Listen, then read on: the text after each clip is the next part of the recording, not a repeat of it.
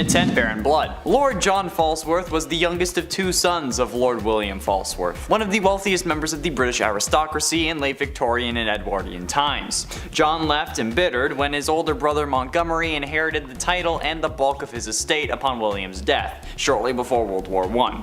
Eventually, Falsworth sought the castle Dracula in Romania in order to find and control the Dracula as a means of achieving immense wealth and power. However, Falsworth fell victim to Dracula's hypnotic powers because, you know, he's a vampire, and was turned into a vampire himself. Dracula bid Falsworth to return to England to wreak havoc upon the country that had repulsed him earlier. Although Falsworth's activities remained largely unrevealed during this time, at some point he again offered his services to the emerging fascist regime in Germany. That's right, folks. We gotta... can't really say it. German scientists performed painful experiments which enabled him to avoid his vulnerability to direct sunlight, and during World War II, German intelligence once again sent Falsworth to England to continue a new reign of terror. Wonderful. And at 9, Batman. Bruce Wayne died when the vigilante Batman was turned into a vampire. With now only one side of his dual life to take care of, the vampire haunts the nights, frightening and biting criminals. With most of the vampires being destroyed, Batman confronted Dracula and killed him by impaling the ancient vampire on a tree that was destroyed by lightning. However, the victory came at a cost, because during the fight Dracula successfully drained the last of Batman's blood, destroying his humanity. Nonetheless, Batman retained his sense of self and assured Alfred that only Bruce Wayne had died, the Batman will live on, and thanks to his new vampiric powers he would be able to protect Gotham City forever. Because, you know, immortality. Not only that though, but then Batman went on to turn the other Justice League members into vampires. Batman lost his supernatural companion of a vampirized Catwoman when she took a fatal crossbow bolt that was aimed at him. Overcome with rage over the death of the only person able to control his bloodlust, Batman killed the Joker and drained all his blood, which only led to more draining. And at 8, Zarus. Zarus is the son of Dracula. Angry with humanity, encroaching into vampire territory, and unhappy with his founder's leadership, Zarus created a secret alliance with the leaders of various vampire sects. The Claw sect, which was warriors, the Charnaputra sect, Mysticos sect, Nosferatu sect, Atlantean sect, the Moshka sect, and the Siren sect, all to overthrow his father. He accomplished this at the Centennial Meeting of the Vampires. Yeah, they have a meeting every 100 years. He and his allies drove stakes into Dracula and cut his head off, and his allies like Mysticos invented devices which cancelled the frequencies of light that were harmful to vampires. So Zarus decided to use these devices to create a new, more dominant place in the world for vampires. He gave these devices to his allies so they could stage a raid on Krieger sect's fortress, eliminating their senior leadership. A vampire with devices that cancel out what the vampire's weaknesses are? No thanks. And at number 7, Haron Vkar. Lord Vkar is actually the main antagonist of the Elder Scrolls V Skyrim's DLC Dawnguard's main storyline. This vampire lord is not only a vampire, but he can also shapeshift into a vampire lord form that gives him a boost to all of his abilities and magics. Lord Vkar once read a prophecy about a bow that could blot out the sun permanently, causing Skyrim to be a land free for vampires to roam. But to complete this prophecy, he needs Auriel's bow, which is technically also known as Akatosh's bow, since Auriel is just the elven name for Akatosh, and a daughter of Cold Harbor, which was a pure-blooded vampire made by the Daedric Lord Molag Bal after a, let's call it a ritual. This nearly came to fruition when you brought him both the bow and his own daughter before your final battle. So if you didn't end up winning, you'd be handing this vampiric lord everything he needs to take over Skyrim. So yeah, it's pretty messed up. And that's even if you don't become a vampire lord in this storyline, which you also can do. However, you end up still having to kill Harkon anyway, since he doesn't really need you anymore, etc. So yeah, pretty powerful dude, unless you have like a 100 archery skill. And at 6, The Flash. Barry Allen, aka The Flash, is one of the former heroes who turned into a bloodthirsty vampire after Batman spread the vampiric plague throughout the world of Earth 43. He confronts Wally West from a different world and attempts to kill him. However, before he can succeed, he was killed by Roy Harper from his world, who shot him with wooden arrows in the back. because it's like wooden stakes. But even if he went down easily, that does not mean he wasn't powerful, since a vampire with the powers of the Flash, and not just any Flash, but Barry Allen, the literal Speed Force himself, basically. Yeah, I don't think you really need to see why that's absolutely terrifying. If he hadn't have been killed by Roy, he would have wiped out humanity, and I think that's the reason why he had to be killed, so that didn't happen, because there is literally no way to defend against that, especially since Batman, the one who always has a plan to stop Justice League members, was the one who turned him, so there's no one really to fight him now. Halfway through into number 5, Morbius. First being introduced in Amazing Spider-Man number 101 in 1971, Dr. Michael Morbius was a scientist born in Greece who became a Nobel Prize-winning biochemist. He suffered from a blood disease and developed an experimental treatment in an effort to cure it. Its side effects, though, turned him into a vampire adjacent who needs to consume blood in order to survive, and gain typical vampire characteristics such as an aversion to sunlight and the powers of flight, enhanced strength, speed, and a healing factor. His overall appearance changed as well. He gained fangs, his nose flattened to appear more bat-like, and his skin became extremely pale, like me. But he has less of a nose and sharper teeth. Additionally, the victims of his bite would turn into living vampires themselves, which is absolutely nuts.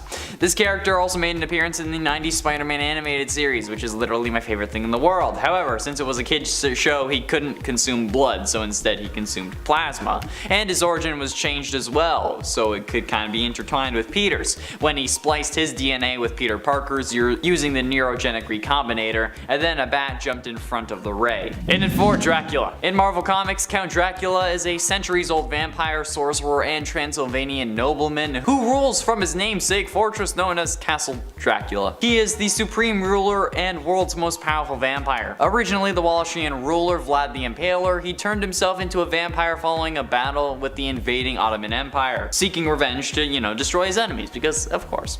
Driven by a lust for power, companionship, and blood, his centuries of undead existence have brought him into conflict with vampire hunters, other immortals, and in the modern age, superheroes. Dracula has a vast network of loyal servants, cultists, brides, and minions who regularly assist him and attempt to resurrect him if he actually ends up dying.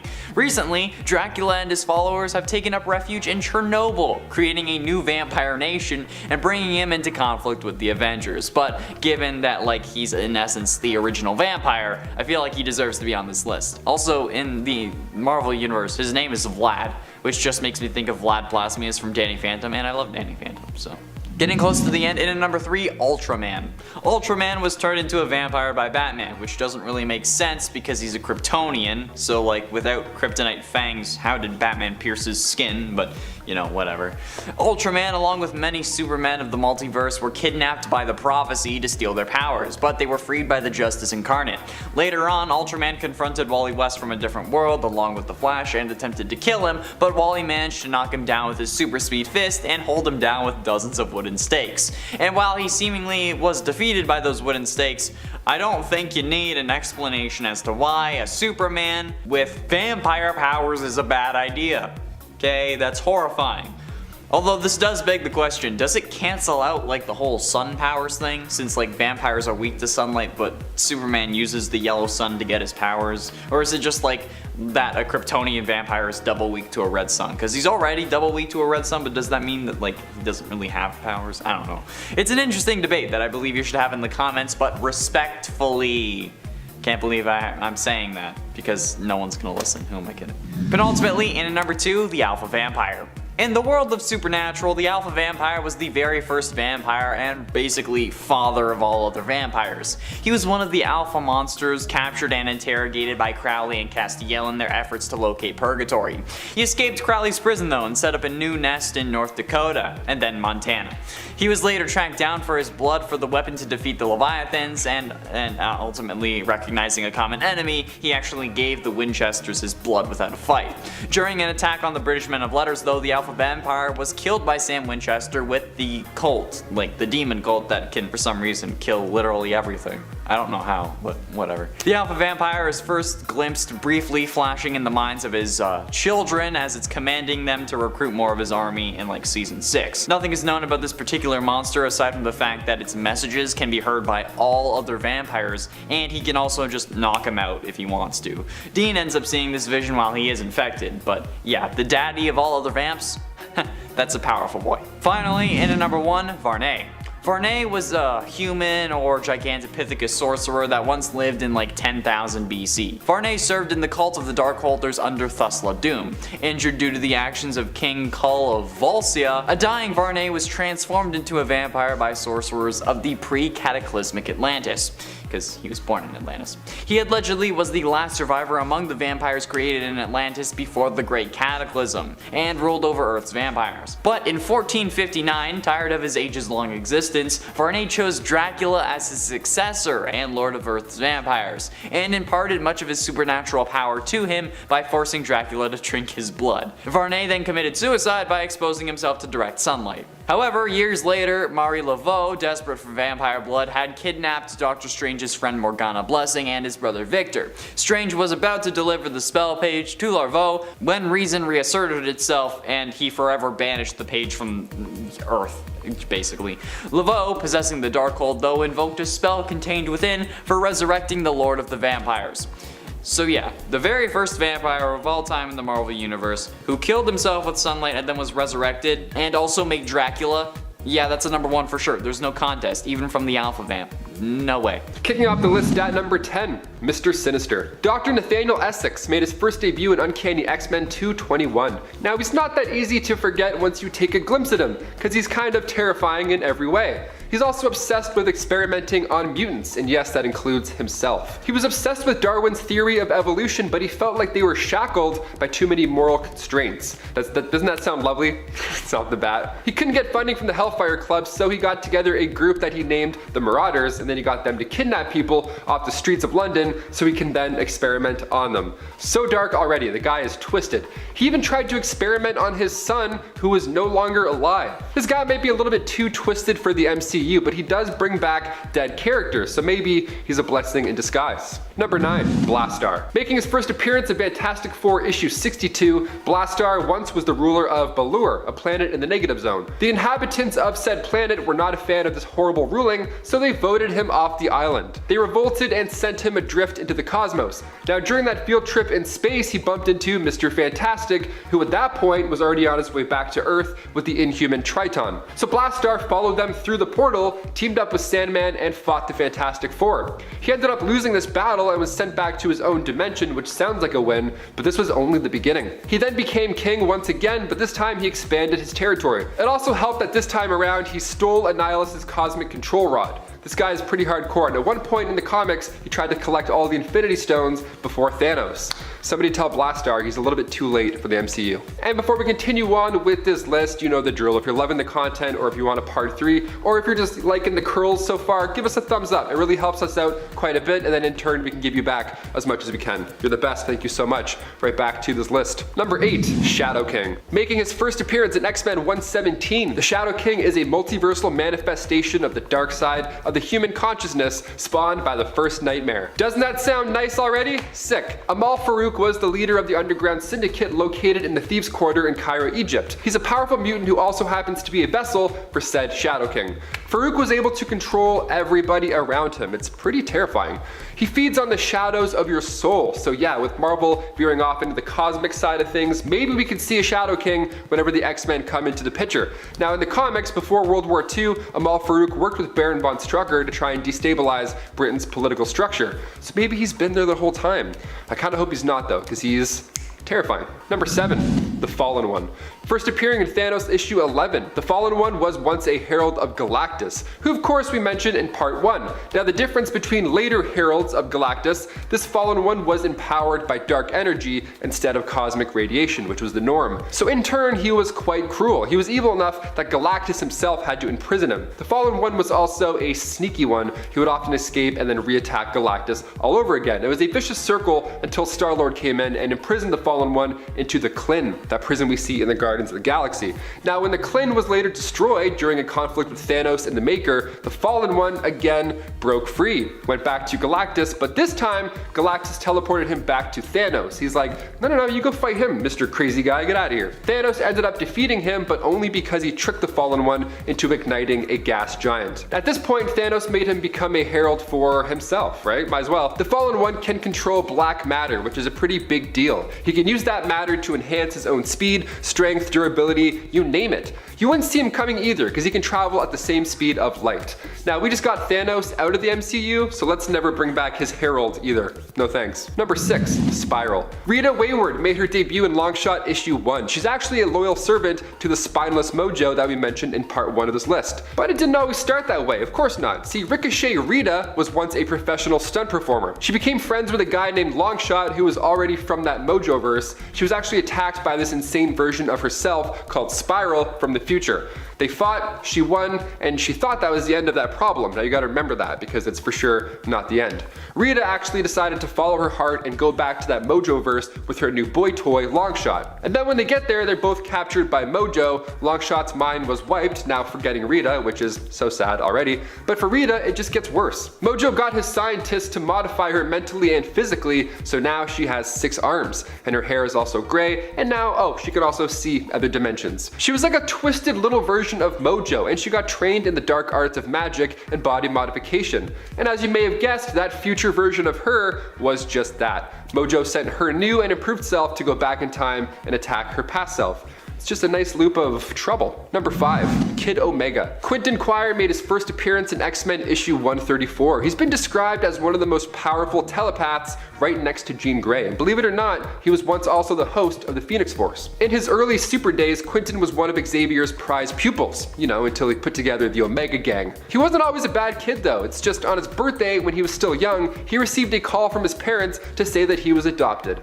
And honestly, if I got that gift on my birthday, I'd probably turn evil too. I don't blame the kid. This Omega Gang likes to handle humans the way that they feel like, with violence and mutant monologues. He's been described as an Omega level telepath and telekinetic, so if mutants are too much for the MCU right now, Kid Omega surely won't be around for quite a while. Number 4, Overmind. First appearing in Fantastic Four issue 113, Overmind, aka Grom, was an Eternal born on the planet Young. He was a fierce gladiator whose job it was to prevent overpopulation. He conquered hundreds of worlds, he won thousands of fights, and he took out entire species. He's the champion of champions. Literally, the Eternals held the games to test everybody to see who the most powerful was, and Grom was the winner. He's the ultimate physical specimen of the Eternals, and part of me wants to meet him in the next Eternals movie, and part of me doesn't want to know what conquering planets and thousands of souls looks like either. Let's keep this guy in the books, definitely. Number 3, Juggernaut. Kane Marco made his first comic book appearance in X-Men issue 12. When Kane and Charles Xavier were serving together in the same unit, they were all under fire, so they had to run and take cover in a nearby cave. Now the cave was actually home to the lost temple of Sidorak. So just who is this Sidorak guy? And also, nice temple by the way. Sidorak is a powerful entity that is both a god and a demon. Best of both worlds, lovely. He was worshipped on Earth way back in the day, but was eventually banished to the Crimson Cosmos. Sidorak's gem contained all of its power, so when Kane stumbled across it and then decided to read the inscription, whoever touches this gem shall possess the power of the Crimson Bands of Sidorak. Henceforth, you who read these words shall become forevermore a human Juggernaut. And then Kane turned into just that. Now we have Ryan Reynolds coming over from the Foxverse into the MCU, and I doubt they would bring over such a high caliber character like Juggernaut as well. He might be a little bit too soon for that. He would literally rip the Avengers apart also. We see Doctor Strange summon the Crimson Bands of Sidorak in Infinity War while the team is fighting Thanos on Titan, so never say never. Number 2, Proteus. Kevin McTaggart was the son of Moira McTaggart and her husband Joseph. Now the marriage was the opposite of healthy. Joseph was a mentally and physically, and just an all-around horrible human being. So Moira got out of there. She didn't even tell Joseph that she was pregnant. The less he knows, the better, honestly. Just move on, get out of Dodge. So young Kevin and Moira soon lived together at her mutant research center off the coast of Scotland.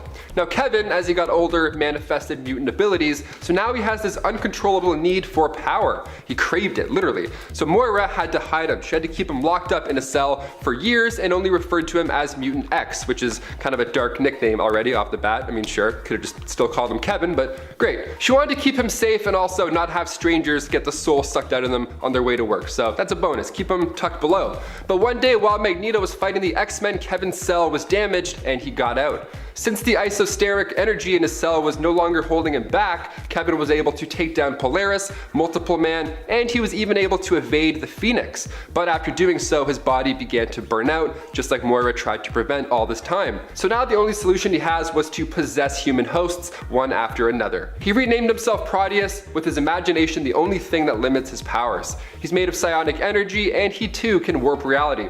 Every time he possesses a new host, he gets stronger and stronger and stronger, until eventually the host burns out, and then he warps to possess another poor soul. And finally, number 1, Amora the Enchantress. She made her first debut back in Journey into Mystery issue 103, and her relationship with Thor is...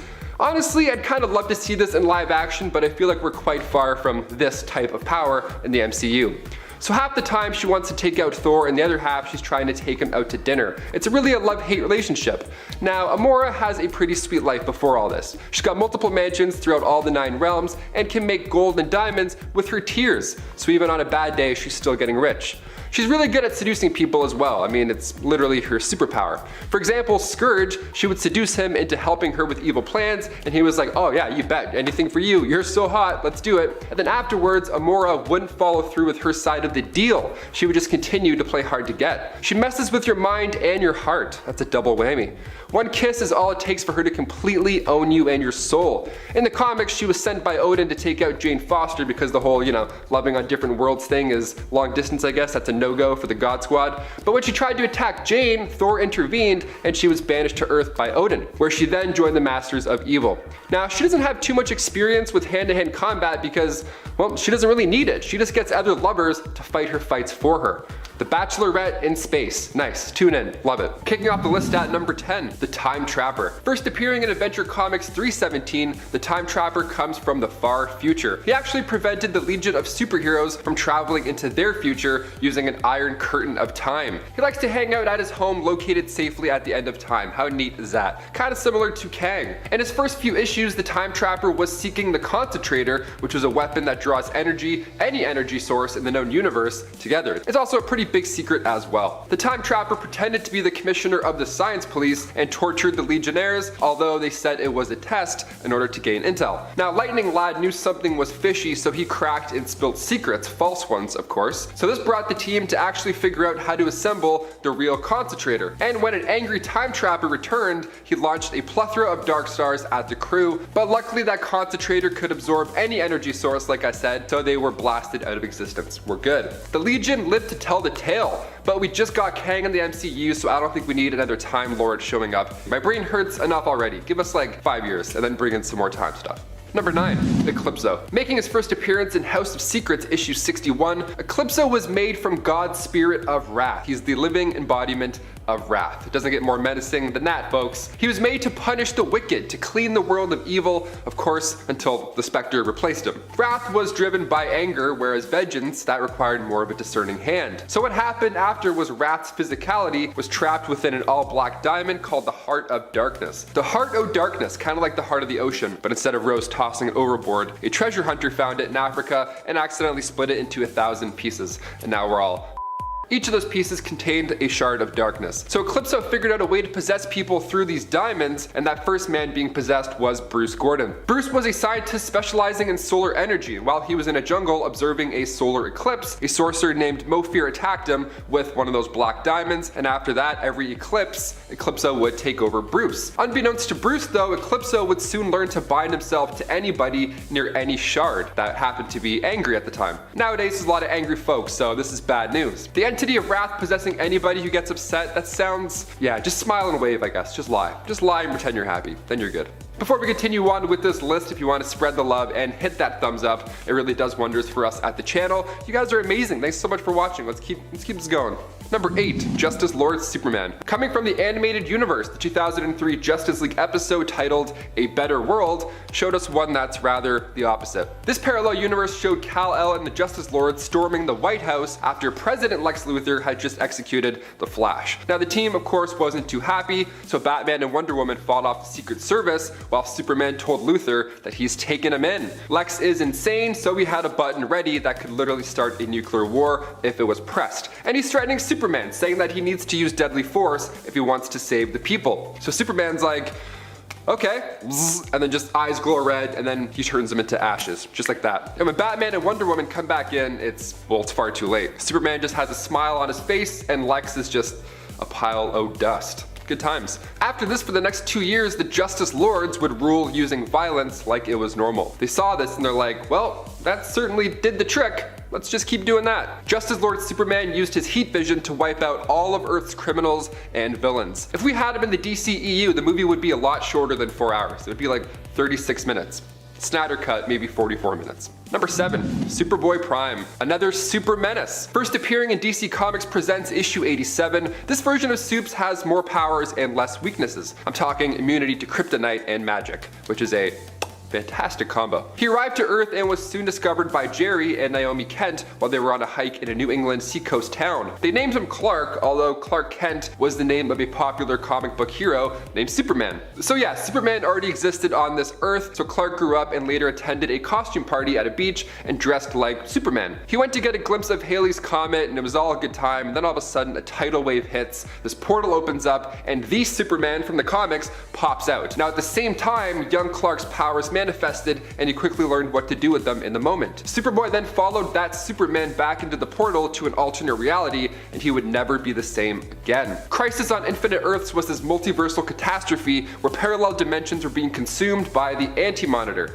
who I'll talk about later. Superboy dove in, joined the fight, but was unable to prevent the destruction of his Earth. So Superboy Prime and other survivors escaped to a paradise dimension that Alexander Luthor Jr. offered. Using crystals, Superboy just relived happy times in this paradise, but eventually he got frustrated and shattered the barrier of reality. He literally punched everything apart. He retconned quite a bit in DC continuity. For example, he brought back Jason Todd, he combined Superman's origins, Doom Patrol was now rebooted, and we had numerous incarnations of Hawkman and the League of Superheroes. I feel like DC could use a big bad Superboy Prime punch to clear up the timeline, but hopefully the Flash movie does that, because this guy is just a little too crazy. Number 6, Brainiac. Another close rival of Superman's, Brainiac made his first appearance in Action Comics 242. This guy right off the bat is a very specific villain. He would love to steal cities. Yeah, watch out for your cities, keep them safe, put them under your mattress. He took Metropolis at one point. This guy's wild. He would use his shrinking ray, shrink your city, and then take them back to his planet. Vril Doc started his days as a scientist, and one day he successfully cloned himself because he needed an assistant, so who better to hire than yourself? He built the spaceship Next and traveled to the cosmos, gaining knowledge and studying alien organisms with the help of his robot drones, and during these travels he came across Krypton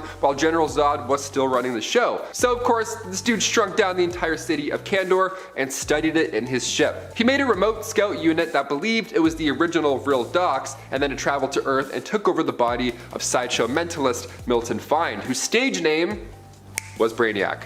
Now it makes sense. Number 5, Necron. Also known as the Lord of the Unliving. Great. Necron made his first appearance in Tales of the Green Lantern Corps issue 2. He's literally the embodiment of death. Necron figured out the land of the living existed after the death of an immortal caused a rift to open between dimensions. So Necron saw all of this life and he was like, this looks tasty. He wanted it. Well, really he wanted to master it and get out of his hell, his literal hell that he was living in. So he resurrected Krona, even throwing in a classy army of the dead to assist in taking down the Guardians of the Universe. Taking them down ended up widening the rift, so it took all the Green Lantern Corps to stop them, but even after winning, countless lives were lost in this fight. Hal Jordan ended up going to the land of the unliving, accepting the possibility that he may just never return, and there he gathered the souls of other fallen lanterns, and it was just enough to fight off Necron and return, with the Guardians sealing the rift promptly afterwards. But like Necron says, you can never defeat death. Back in 2009, it was revealed Necron was behind the Black Lanterns and instigated the Blackest Night event. There he took over the bodies of Wonder Woman and Superman while also bringing back dead heroes to join his side. Number 4, Prometheus. Helmets are pretty important, especially in combat, and especially if one helmet in particular gave you the skills to beat, I don't know, Batman. Prometheus first appeared in New Year's Evil, Prometheus issue 1 back in the late 90s, and at first he was just the son of 2 criminals who traveled across the US, real Bonnie and Clyde style. But as a kid, he would have to go with them, right? Because they couldn't afford a babysitter. They were rich with like mob money, but they couldn't afford a babysitter. Okay, so eventually the police caught on and they were never seen again. The police killed them in front of the boy, almost like a darker Bruce Wayne origin. So he grew up with their fortune, only it was a stolen fortune. Then he traveled the world, trained as a fighter, trained as a mercenary. He learned a dozen different languages and he was pretty skilled by the end of it. Then he found the ancient city of Shambhala where their monks studied evil. They trusted him and showed him their greatest treasure, which was an alien ship. Not too bad. Their leader was actually an alien in disguise. He landed there, but Prometheus had to kill him to obtain the key to enter the Ghost Zone. The Ghost Zone was this infinite expanse of white emptiness, the space between dimensions. Kryptonians called this the Phantom Zone. And in there, Prometheus built himself a house, a costume, and his first advanced helmet that downloads info to take on the Justice League. He was great, like he shot Martian Manhunter so then he couldn't change. He infected Steel's armor with a virus, he hypnotized Huntress, and he hit Green Lantern with a neural shaft so his ring was useless. He also trapped Zuriel in said Ghost Zone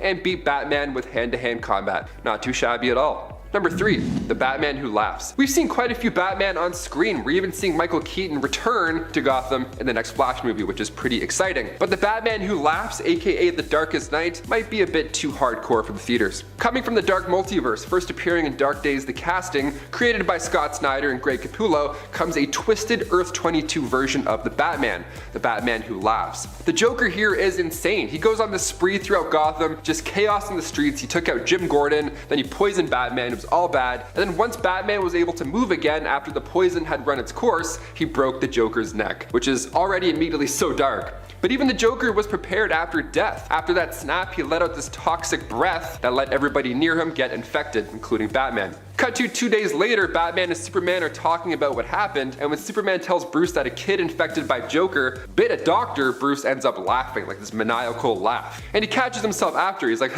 sorry about that. Superman knows something's off here, but a day later, Bruce called the team to the Batcave and went full on Omni-Man. He took out the entire team before anybody caught on to his new and violent personality. Number 2, the AntiMonitor. Making his first appearance in Crisis on Infinite Earths issue 2, the AntiMonitor was DC's excuse to cut out a lot of fat from the comics, basically. The multiverse was introduced back in the 60s. The Golden Age heroes were residing on Earth 2, and then came Earth 3, and then so on and danforth. So when Crisis on Infinite Earths came around, DC Comics introduced this big bad cosmic villain to set something straight going forward. Clean up the multiple timelines, makes sense. Now it all started when Krona performed this experiment. They wanted to see the origin of the universe, but instead an opposite universe was created, the antimatter universe. Anti-Monitor wanted nothing but death and destruction, and after battling his brother for, say, I don't know, 1 billion years, they both fell unconscious. And then 9 billion years later, they were woken up. When they tried to destroy Earth 1, many heroes lost their lives, and in order to stop that chaos, Superman had to punch them into a star. Who knows, with the Flash opening up the multiversal door, we could see him on the big screen in our lifetime. Maybe. And finally, number 1, Perpetua. Of course, one of the most feared beings in the greater Omniverse. Also known as the First Creator, she made her first appearance in Justice League Volume 4, Issue 8. She was the mother of the Monitor, Anti-Monitor, and World Folder. She was actually one of the hands that created the multiverse, literally. Each member were these celestial beings and they would pass on and their energy would return to the source, but Perpetua was different. She wanted a dark, vicious reality that would live forever. So she created the first iteration of the multiverse using negative crisis energies and then had 3 cosmic children. She was creating an army also to rule over the multiverse, so her children snitched. Yeah, they told the judges of the source, and Perpetua was locked away outside the source wall with her negative energies. But even locked away, she was able to connect to Lex Luthor, who believed freeing her would make him a hero on some multiversal scale. So next time you want to kick somebody out of your party, just banish them to the source wall with their negative energy. That's how he works. Number 10, Silver Surfer. The Silver Surfer gains the power of the Infinity Gauntlet in a what-if story from the 1989 series featured in issue 49 of that series. What if Silver Surfer possessed the Infinity Gauntlet? Well, he would obviously try to use the power for good. He ends up being lifted up into godhood because he wields such awesome power and attempts to turn the universe into a paradise, eradicating hunger and disease for all races across the cosmos. Also, fun fact, did you know that back in the day when you had the Infinity Gauntlet you were considered a god and that was like part of the story? That was the thing. Silver Surfer also makes death a more approachable hot lady so that when people die they will not not fear her but cherish her instead. I mean, I personally think Death was already hot before, but I guess now she's more hot, so that's great. In the end, unfortunately, even Silver Surfer becomes corrupted by the Gauntlet's power. However, our heroes have a solution for that and introduce Shala Bal, Norrin Radd's lost love, into the mix. She manages to be able to level with Norrin and even convinces him to renounce the power, saving the world with this final sacrifice. And her final sacrifice too, because they're both like, okay, well, we're just gonna die now, bye.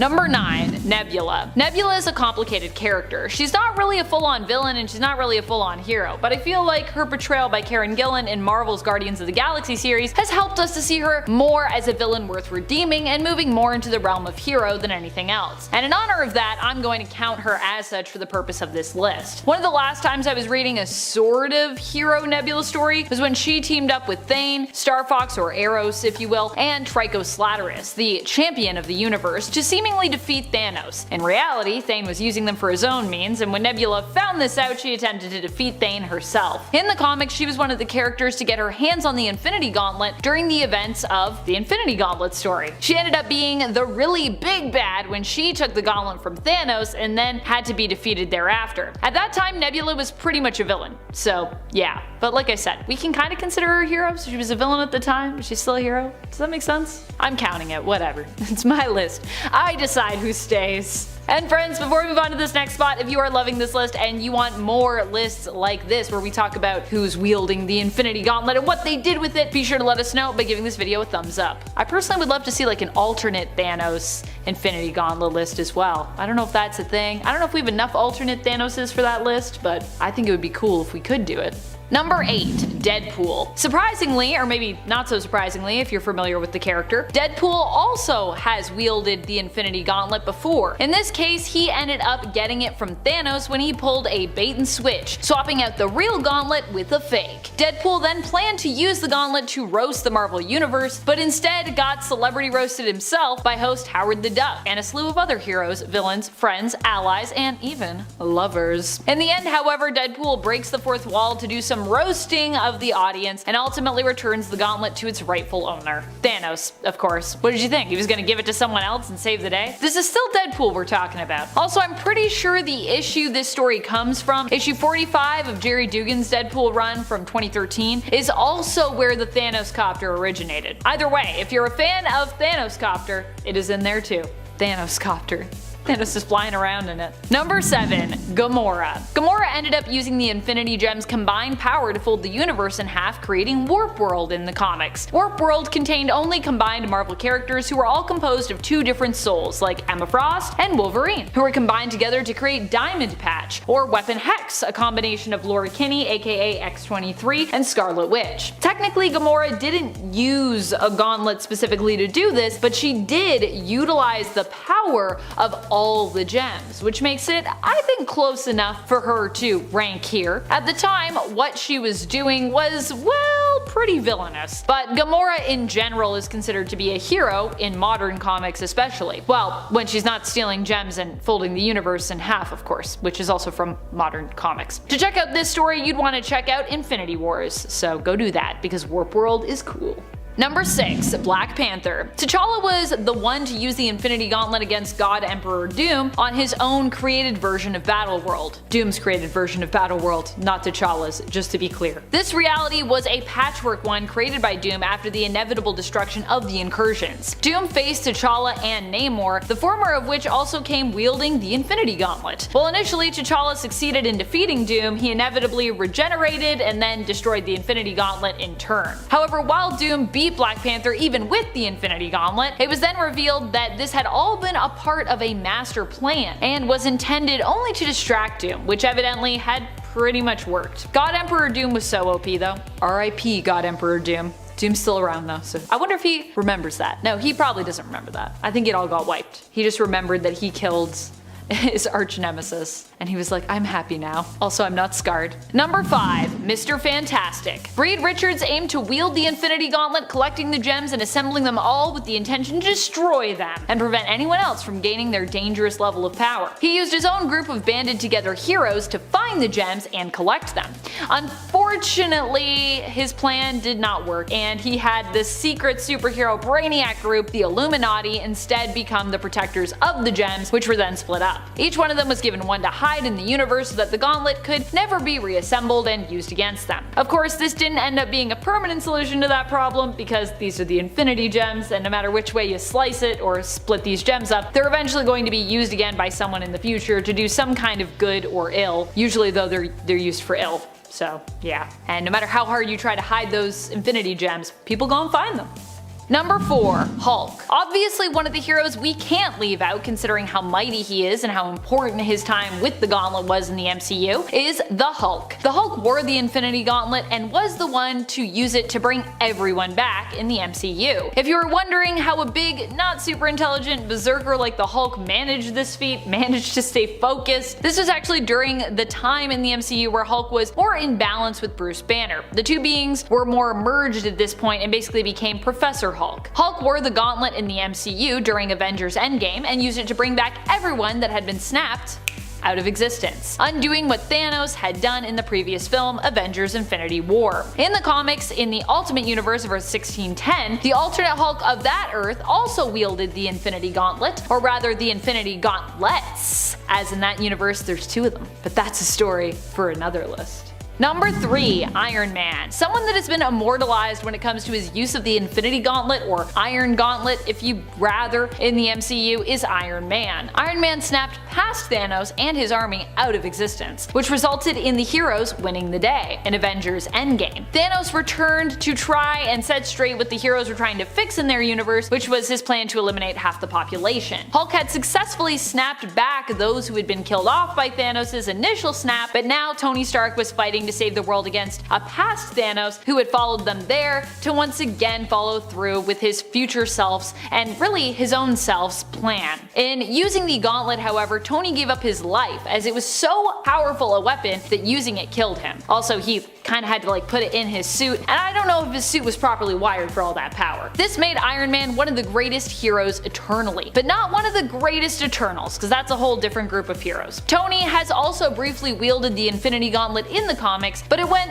quite a bit differently for him in comparison. Once again, a story for another list. Number 2. Captain America. Captain America actually also wore the gauntlet, in the comics at least. He attempted to use the gauntlet to keep Earth 616 safe during the incursions. This was a dangerous time in the comics when basically different realities were colliding and thereby destroying one another. Captain America attempted to use the power of the Infinity Gauntlet to push away the impending Earth and help prevent their collision. However, he failed in his attempt, and instead all of the stones on the gauntlet were seemingly destroyed except for the Time Stone. Probably one of the most useful stones too when you think about it in terms of getting the other Infinity Gems back at some point. I feel like there's gonna be someone that's gonna be like, you're calling them gems and stones. What is it, Amanda? Look, they're stones, I'm pretty sure, in the movies, they're gems in the comics. Gems, stones, it's all the same thing. They're rocks. They're Infinity Rocks, that's what we should call them. Number 1. Adam Warlock. Probably one of the most famous people to wield the gauntlet when it comes to comic book heroes from Marvel is Adam Warlock. Adam Warlock is often seen as a sometimes ally, sometimes opponent to Thanos, and in this case, he was kind of both. He ended up initially joining the heroes during the events of the Infinity Gauntlet in an attempt to defeat Thanos in the comics. However, they failed. When Nebula, who was known only as Thanos' granddaughter at that time, usurped Thanos, taking the power for herself, Thanos and Adam Warlock decided to team up to put a stop to her. This is when Adam Warlock got his hand on the gauntlet. However, after ascending and becoming a god thanks to the gauntlet's power, as I said, that used to be a thing, he was instructed by the Living Tribunal and convinced to basically disassemble the gauntlet, hiding the gems with those that he trusted to protect them, one of which remaining with him, the Soul Stone.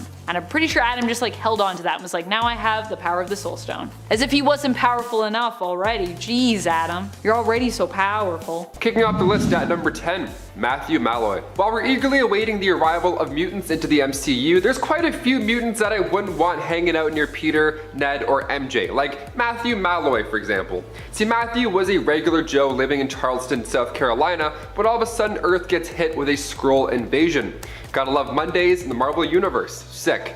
Things escalate when his wife Jules is vaporized by a blast from said Skrull ship, and his home was also just toast. Just a complete tragedy from the start. Now, one depressing, dark, lonely year later, he sees his late wife's sister, and they finally catch up. And it's hard for Matthew, of course, to talk about this stuff. This is still just a year ago, so it's all very fresh. So he's feeling it, and that's when his mutant powers decided to manifest. He erupted with energy, sadly also ending the life of Jules' sister.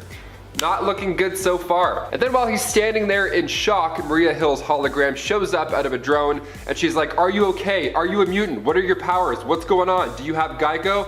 He's a little stressed out on what's happening, so he freaks out a little more. So she sends in a strike team, and this just caused him to release even more energy and take even more lives. S.H.I.E.L.D. ended up sending in an airstrike, and that ended the lives of Cyclops, Magic, and Matthew, but those powers were better than we thought, because Matthew came back to life. Immortality for the win. Next, he teleported to the Jean Grey school, where he then took the life of Emma Frost. Now, Tempest at this point decided the only way to take care of this beyond Omega level threat was to go back in time and make sure his parents never meet. Then we can avoid having this supervillain from exploding over and over again. There's a link there, page 10.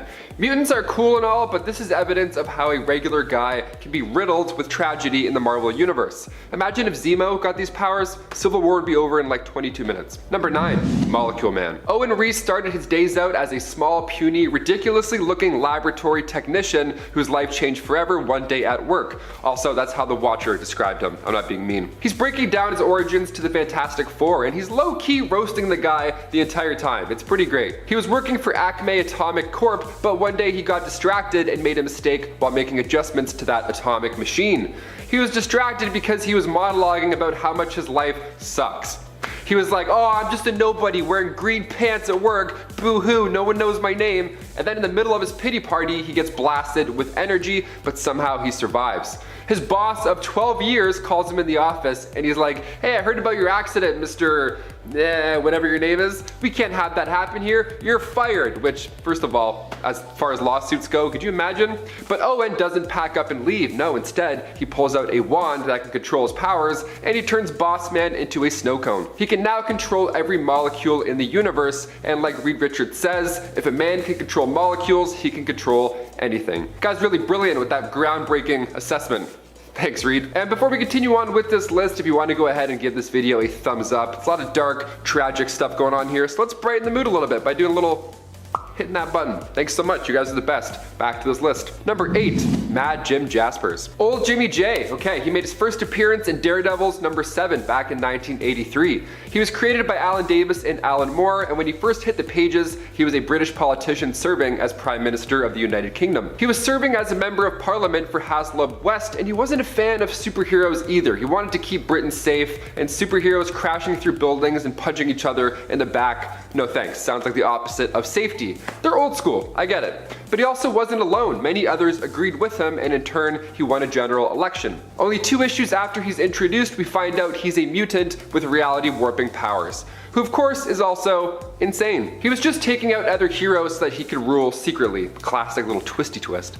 He created and used this machine called the Fury, which hunted down superhumans. Meanwhile, he would be off committing crimes with his Alice in Wonderland themed gang. I know Disney loves crossovers, but I think this would be a little too weird. Number 7, Mephisto. In a list of villains too powerful for the MCU, clearly Mephisto is on that list. We thought he was going to be the one pulling the strings in WandaVision, but as the catchy theme song revealed, it was Agatha Harkness all along. Mephisto made his first full appearance in Silver Surfer issue 3, and he's been making deals with everybody since. Like when Spider-Man revealed his identity in the Civil War storyline, that led to a bullet striking Aunt May, so he offers Peter a deal while Aunt May is dying in the hospital. The world will forget Peter Parker is truly Spider-Man, but in turn Mephisto gets his marriage. It's kind of like Shrek 4, but way more fun. And this movie's probably gonna make way more money than Shrek 4. I mean, maybe, hopefully, I hope. You don't even need to be a superhero to have an eventful night with Mephisto either. Like in Journey into Mystery issue 627, he would show up to a random pub and he tells the bartender a story, and if you listen to his tale, he'll give you a nice fat tip. But if you slip up, things can get pretty ugly. Next time you get that really annoying regular at your bar, just think, it could literally be the devil and be a lot worse. Consider yourself lucky. Number 6, Vulcan. The younger brother of both Cyclops and Havoc, Gabriel Summers made his first appearance in X-Men Deadly Genesis before Catherine Summers even even had a chance to give birth to the third child, he was transferred into an incubation accelerator, so he grew up real quick. After this, he was sent to Earth to work for Eric the Red, but luckily he didn't stick around to let that happen too long. He changed his name quickly from Gabriel to Kid Vulcan, which sounds way cooler already, but it was also inspired by Roman mythology. I guess the other names already belong to DC characters. But Xavier eventually met him, and because of his mental powers, he knew that this boy was a relative to the Summers family. Vulcan had forgotten about his history at this point as well, but he suited up with Petra, Darwin, and Sway, and together they rescued the original X-Men. It wasn't easy though. Cyclops thought Vulcan had died when the island decided to fight back. Vulcan is an Omega level mutant, and he's also insane. What a jazzy combo. Vulcan can manipulate, absorb, and control energy. This includes Cyclops' optic blasts or even Adam Warlock's energy. And of course, interstellar flight makes those cosmic commutes nice and smooth. Number 5. Onslaught. Making his first debut in X-Men issue 15, Onslaught was a sentient psionic entity created from the minds of Charles Xavier and Magneto. So when the X-Men were fighting the Acolytes, Wolverine hit Magneto, and then in turn Magneto ripped the adamantium from his bones, which I've mentioned on other lists before because that's one of the more painful encounters I've ever seen in comic books. His healing factor then had to work overtime, and Xavier at this point decided it would be the right move to just shut Magneto's mind down, so then he made him catatonic. But during this exact moment, all of Magneto's lust for hate and violence leaked into Charles' subconscious, creating this new personality, Onslaught. Onslaught is quite lucky, because now he gets to tap into the psychic resources of the astral plane where he can manipulate matter and energy. I mean, let's get X-Men into the MCU first, and then we'll start talking about evil mashups and swaps. Number 4. Mojo. Making his first debut in Longshot issue 3, Mojo is known for using Earth as forms of TV entertainment for the universe. Just like the team over here at Top 10 Nerd, the more views he gets for this interdimensional TV show, the more powerful he gets as well. So if you didn't hit that like button, now you really have to. So in the 1992 issue titled Mojo's Media Madness, he had this wild storyline where Mojo gets Rogue, Cyclops, Beast, and Wolverine, and they all think that they're characters from The Wizard of Oz. It sounds fun, but for the MCU this would be way too stupid, dare I say. The comic is crazy enough. I mean, we see his madness really unfold in X-Men issue 10. Mojo is a unique villain. He's part of a race called the Spineless Beings, and they're from a planet named after him called Mojo World inside of a pocket dimension called Mojoverse. It's just all about him, eh? Wow. So this race of spineless beings were also slowly going crazy over time because TV signals from other space-time continuums like ours were scattered into their timelines. He's a powerful sorcerer. We're not exactly sure just how far his magic can go. We'll stick to watching these guys on our TV rather than having them sucked into a interdimensional Netflix, you know? That sounds better. Number 3. Apocalypse. Making his first steps in Marvel graphic novel issue 17 and then making his first full appearance in X Factor issue 5, Apocalypse was born nearly 5,000 years ago at the edge of the Valley of the Kings in ancient Egypt. He was abandoned by his tribe because of the fact that he looked different. He had the Blue Man Group avatar vibe going on, so they left the child. How mean. Later on, he was raised by the nomads with the idea that only the strong survive. So already such a tragic childhood. Now in the desert, along came Baal of the Crimson Sands, leader of the Sandstormers, and he saw this kid crying and he also saw potential, because clearly he was different. So he named him An-Sabanur, which translates to morning light. He grew up becoming the most feared in the land, and eventually Baal led him to Ramatut's time ship in an underground tomb. Now Baal didn't survive this cave expedition, but Nur was now determined to be anything but an abused worker. Now he wanted revenge on Ramatut, the pharaoh ruler. And after being thrown into a pit of snakes, Nur grew in size and strength, easily defeating all the guards before finally declaring himself Apocalypse. We had this guy already in the Foxverse, but it didn't feel too great. I think we should let that wound heal a bit before bringing him into the MCU with the X-Men. Maybe like 8 years, then we'll talk. Number 2, Modok. Making its first appearance in Tales of Suspense issue 93, Modok was created by Dr. George Tarleton. He had worked with the team recently to create the Cosmic Cube, but the scientist supreme, Lyle Getz, figured the next logical step was figuring out a way to understand the powers inside said cube. We see this happen a little bit in the MCU.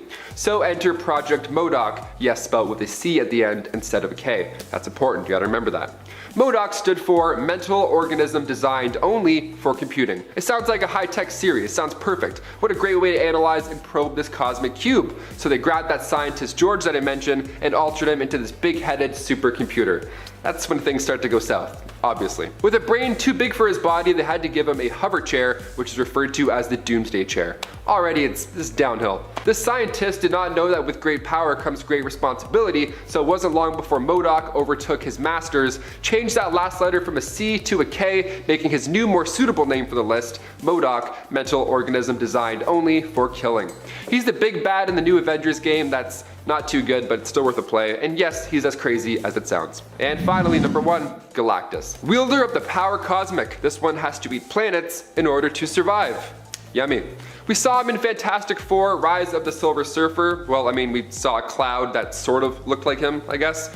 Galactus, the Devourer of Worlds. Let's talk about him. The Great Destroyer made his first appearance in Fantastic Four issue 48. He's the sole survivor of the 6th incarnation of the multiverse. But originally, he was a humanoid named Galan, born on a previous version of Earth called Planet Ta. It was a paradise whose civilization was much more advanced than any other in the universe at the time, which sounds quite lovely. But when the cosmos were soon ending the embodiment of the 6th infinity, the sentience of the multiverse approached Galan and merged with him. So now Galactus resides in the 7th iteration of his universe, which is home to our Earth 616. He's extremely powerful. He once ate all the Infinity Stones, so maybe we'll just keep them hidden in Casey's office desk for now, just to be safe. And a 10, Hammerhead. Growing up, his father would berate him for speaking Italian in their Russian household and would beat the boy with a hammer when punishing him. So, you know, Father of the Year right there. I guess that's kind of how he got the name. In school, he would later lie and say that he was Italian, only for a bully named Rico to reveal his lie and then steal the hat he wore, showing the ugly scars on his head from frequent hammer blows. Rico and his girlfriend would be the kills that Hammerhead needed to join the mob, though. Hammerhead convinced the mob that he was Italian, which was necessary since they didn't really accept inferior stock, as they would call it, and he eventually killed his father with a much bigger hammer than his father ever used on him. Poetic justice. When his head was shattered in a brawl, though, Jonas Harrow discovered him in an alley and operated on him, replacing his broken skull with one made of steel, whereas some versions make this an adamantium head instead. He would later go on to get a full-body robotic upgrade from Mr. Negative after being shot in the back of the head with a special bullet, which would have killed him. This is definitely some alpha energy. Coming in at number 9, we have Crossbones. A genetically enhanced mercenary with a hazy past, Crossbones wandered the world as an independent gun for hire until finally catching the attention of the villainous Red Skull. With proficiency in most forms of weapon known to man and a particular liking for stiletto blade enhanced gauntlets, Crossbones doesn't really have an ulterior motive or dreams of world domination, but rather will do whatever grisly task a supervillain is willing to pay him for, such as the time at the end of Civil War where he took advantage of the chaos and seemingly assassinated Captain America. Whatever the nasty job, Crossbones is willing to do it, and that's what makes him such a dangerous villain. And at 8, Silvermane. As a teacher, Silvio Manfredi joined a criminal organization known as the Magia. With his cunning and superior fighting skills, Manfredi rose to the top of the Magia's ranks. He later became the head of a family, which in mob terms just meant a group of loyal members, not actually like related or anything. By creating gang wars, he increased the power of the Manfredi family, and in the process he also increased the power of the Magia as a whole, which pleased his superiors, obviously, because more power, it's more power.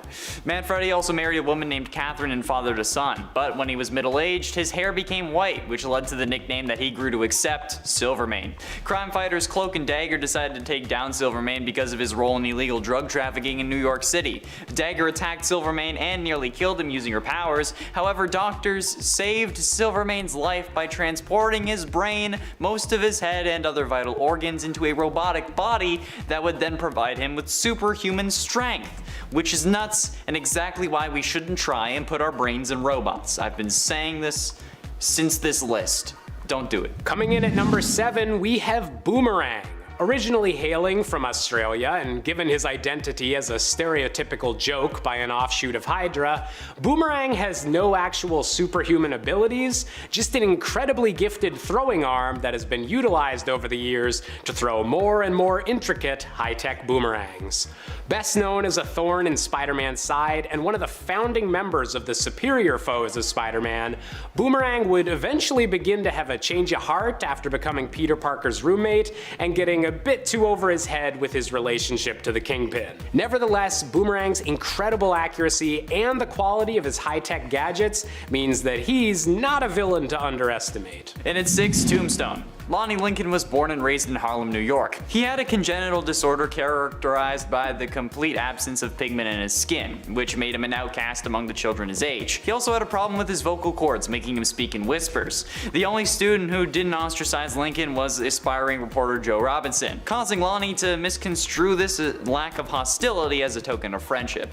8 years after their senior year, Tombstone had grown to become a mob enforcer in Philadelphia, where Robertson happened to work as a reporter. When Lincoln tried to kill crime boss Saulsy Montana, his employee witnessed the murder and contacted the newspaper where Robbie worked. Robbie was about to meet with Hipper when Tombstone killed him and arrived at their point of meeting, only to find Tombstone taunting him with the man's corpse. Tombstone let Robbie go though, just because they used to be friends, but later taunted him on the phone, prompting Robbie to flee with his wife back to New York, where he became an acclaimed reporter for the Daily Bugle. This dude is freaking messed up, and if you've seen him in like the 90s Spider-Man cartoon, that version's even freakier. Coming in at number 5, we have Typhoid Mary. A very powerful mutant with multiple personality disorder, Mary is capable of telekinesis, telepathy, and manipulating fire when under the influence of her more violent Typhoid and Bloody Mary personas. Her transformations between personalities are so intense that even Daredevil was not able to tell after encountering 2 personalities that they were the same person, despite his increased senses supposedly being immune to her trickery.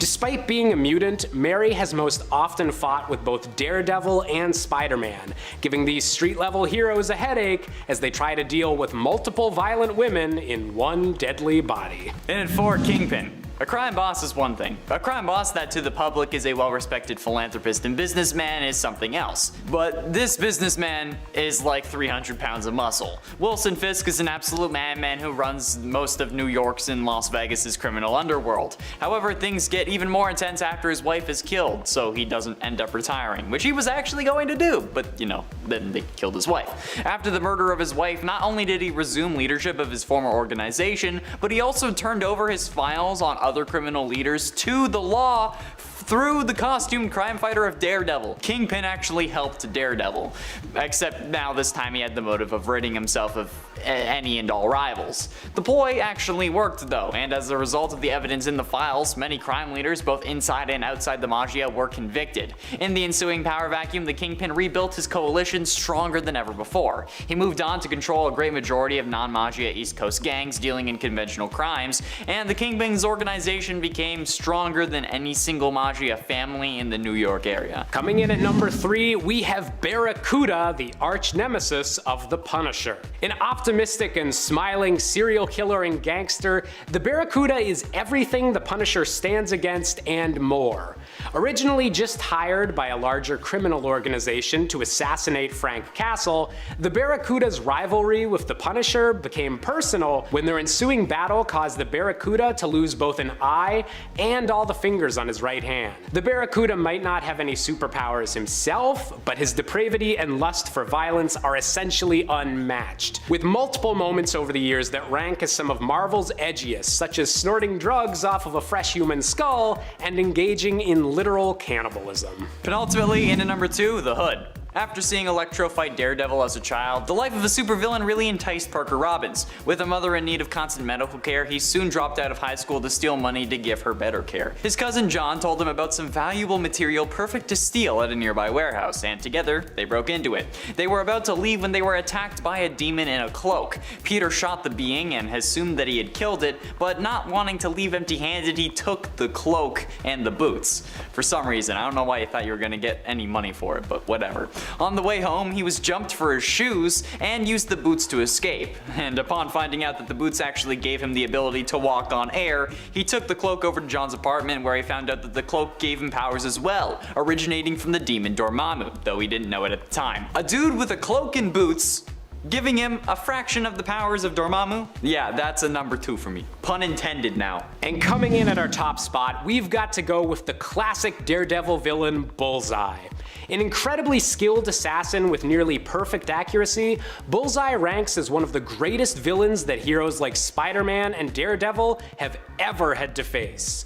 Bullseye was responsible for the death of Elektra and appears to have zero regard for life or any sense of moral goodness, with even other members of the Dark Avengers being disgusted at his lust for murder when he was briefly a member of their team. While Bullseye often finds himself under the employ of characters such as the Kingpin or Norman Osborn, his rather unique powers and his complete lack of empathy make him potentially the most deadly street-level villain of all. Coming in at number 10, we have Kamala Khan, aka the latest and greatest Ms. Marvel. Originally just an Avengers fangirl growing up with her parents in Jersey City, Kamala Khan's life was changed forever when the Terrigen Mists incident took place and activated her hidden inhuman powers. Kamala was amazed to discover she was actually a polymorph and was capable of completely altering the size of her body. Inspired by her lifelong hero, Carol Danvers, aka Captain Marvel, Kamala Khan became the next generation's Ms. Marvel, using her powers as a member of the Young Avengers and becoming the type of hero she'd always dreamed of becoming. Coming in at number 9, we have the iconic vampire killer known as Blade. Born as a human-vampire hybrid named Eric Brooks, Blade has all of the powers of a Marvel Universe vampire with nearly none of the negative side effects. He possesses superhuman strength and speed, with all of his senses heightened to make him a perfect predator, while being immune to damage from sunlight, silver, or holy artifacts that would instantly turn a regular vampire powerless. While he does still need the nutrients from fresh human blood to prevent himself from losing control of his hunger, Blade often uses a special serum as opposed to actually draining the blood of any humans. With so many strengths and so little weaknesses, Blade is definitely a blood-sucking force to be reckoned with. Coming in at number 8, we have the crazed character known as Gwenpool. One of the weirder characters from throughout the Marvel multiverse, Gwendolyn Poole is originally from an alternate reality that just might be our own before somehow getting sucked into the Marvel 616 universe through a comic book, granting her even more fourth wall breaking powers than even her namesake of Deadpool. With the ability to manipulate all aspects of her comic book world, such as physically interacting with lettering and caption boxes, Gwenpool is capable of literally rewriting reality to get the upper hand on her opponents, making her powers some of the most unusual throughout all of Marvel history, but still counting as some of the most powerful to ever come from a teen hero. Coming in at number 7, we have Vulcan, the secret third brother of Scott and Alex Summers, also known as Gabriel Summers. Born on the Shi'ar throne world following his parents' abduction by the Shi'ar Empire, Gabriel was aged rapidly in an incubation accelerator, and discovered he was an Omega-level mutant far above his brother's power back on Earth, giving him the unique ability to control the elements of water, wind, earth, fire, electricity, light, and darkness, using these incredible powers to take over the Shi'ar Empire and become their new emperor. And while this position of power would occasionally bring him into conflict with the X-Men, he still could generally be counted upon to fight for the side of good with his incredibly impressive power set. Coming in at number 6, we have the upcoming Disney Plus star, Moon Knight. A street-level Marvel hero with powers that go far beyond the usual street, Mark Spector is a vessel for an Egyptian god known as Khonshu. Able to embrace the 4 different aspects of this deity as 4 distinct personalities within his own head, Moon Knight is strongest under the light of a full moon, giving him physical strength far beyond that of a normal man and a pain tolerance that is nearly limitless. On top of his supernatural abilities, Mark is also an expert in both weaponry and hand-to-hand combat, combining them with his moon-based powers into a deadly combination transformation that makes him one of the ultimate crime fighters and mercenaries in the entire Marvel world. Coming in at number 5, we have Ben Grimm, aka The Thing. One of the original members of the Fantastic Four, Ben Grimm found his entire body converted into an orange rock-like substance after being bombarded with cosmic rays alongside the rest of the Fantastic Four during their initial fated journey into space. Because of this transformation, Ben has become the physically strongest member of the team by far, and appears to be continuing to get stronger with age, capable of lifting 30,000 tons worth of a building to prevent it from collapsing, and even being able to push back entire alien motherships. He might often get overlooked compared to some of the other brawny Marvel heroes like Thor and the Hulk, but the Thing is definitely a strong contender whenever it counts. Coming in at number 4, we have the Sorcerer Supreme, aka Dr. Stephen Strange. Doctor Strange is Earth's primary defender against mystical threats in the Marvel Universe, and always seems to have some sort of spell available to solve whatever problem is currently facing Earth's mightiest heroes. As a master of the mystic arts, Strange has also entirely stopped aging, and is effectively immortal, being unable to die from any medical diseases or regular symptoms of old age. And when Strange recently did die in the Marvel comic called The Death of Doctor Strange, he had already concocted a way for a younger version of himself from the timeline to take his place and defend Earth against any extra-dimensional forces that might seek to take advantage of his own death. There's planning ahead, and then there's Dr. Stephen Strange taking it to a whole different level. Coming in at number 3, we have Bobby Drake, aka Iceman. As one of the earlier members of the Uncanny X-Men, Bobby has had a lot of time over the years to explore his powers, and contrary to appearances, he can do far more than just convert his body into ice. Classified as an Omega level mutant, the most powerful kind there is, Iceman is capable of not only controlling the temperature of all of his own molecules, but is able to manipulate water molecules entirely as part of his own mass. This means the possibilities for Bobby's powers are as intense and malleable as water itself, allowing him to freeze the blood within enemies' veins, travel instantly through a stream of water, or even turn himself into a massive snow-covered giant capable of wading his way across the literal ocean. Totally not showing off there, Bobby.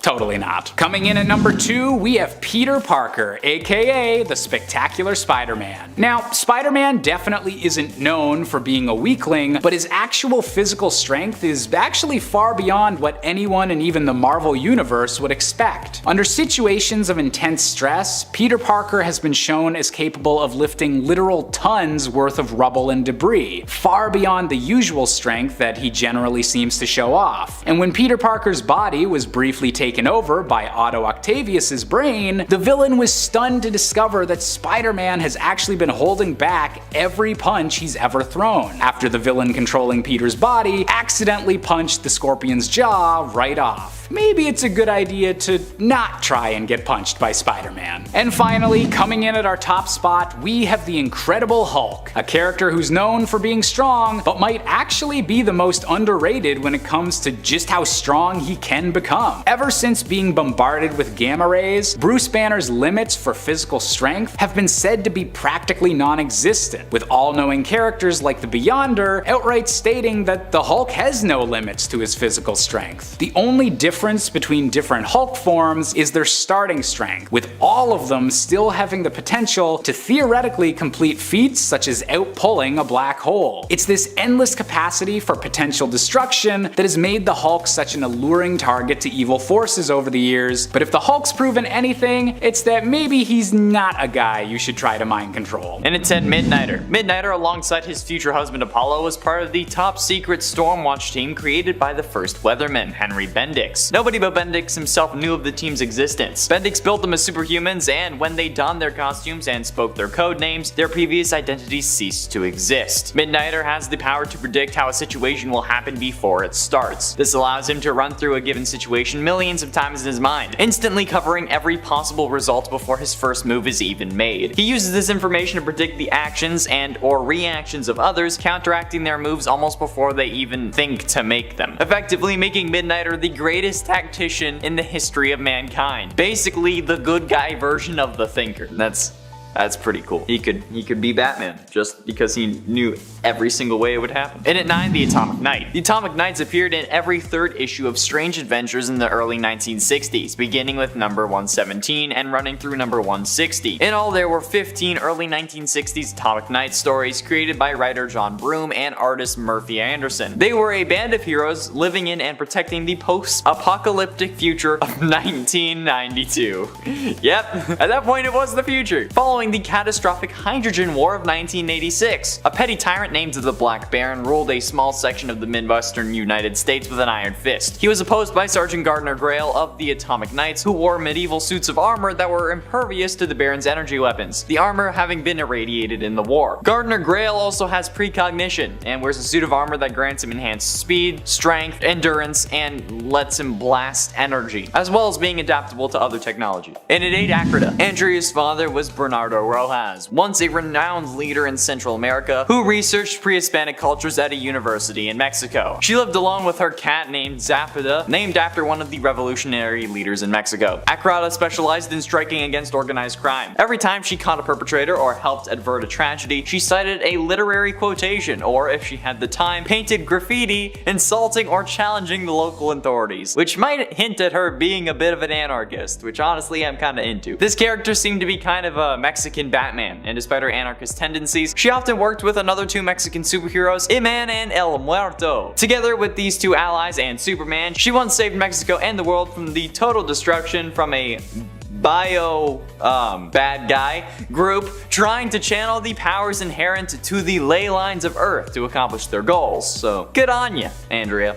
Good on you. And at 7, Jack-O-Lantern. The first Jack-O-Lantern is Daniel Cormack of Ireland, who was born to a poor farmer who was granted a magical lantern by an Irish fairy. Yep, that's how we're going with this. Cormac is a member of the Global Guardians, an international group of superheroes. His first recorded mission in Super Friends number 8 was to help Green Lantern dismantle a bomb in Ireland. Both Daniel Cormack and Marvin Noronza, the second Jack-O-Lantern, have a mystical lantern that gives them the power of flight, flame projection, teleportation, illusion casting, enhanced strength, and the ability to just create fogs. The power of the lantern is also its weakest at noon and gradually increases until its peak at midnight. Liam McHugh, the third Jack-O-Lantern, found a way to internalize the powers of the mystical lantern and no longer needs to carry it. So yeah. And at 6, Apollo. Essentially the Wildstorm universe's answer to Superman, Apollo is now technically a part of the DC superhero universe, like Wildstorm ever since the 2 universes converged following the events of Flashpoint. Apollo possesses many of the same powers as Superman, but with a few notable differences. Like Kal-El, Apollo possesses superhuman strength, flight, and near invulnerability. If you want some clarification as to just how impervious to damage he is, he's able to walk on the surface of the sun. Apollo also has the ability to shoot lasers from his eyes, derived from solar energy, but unlike Superman, he can also release this energy from other parts of his body, including his hands and mouth. This dude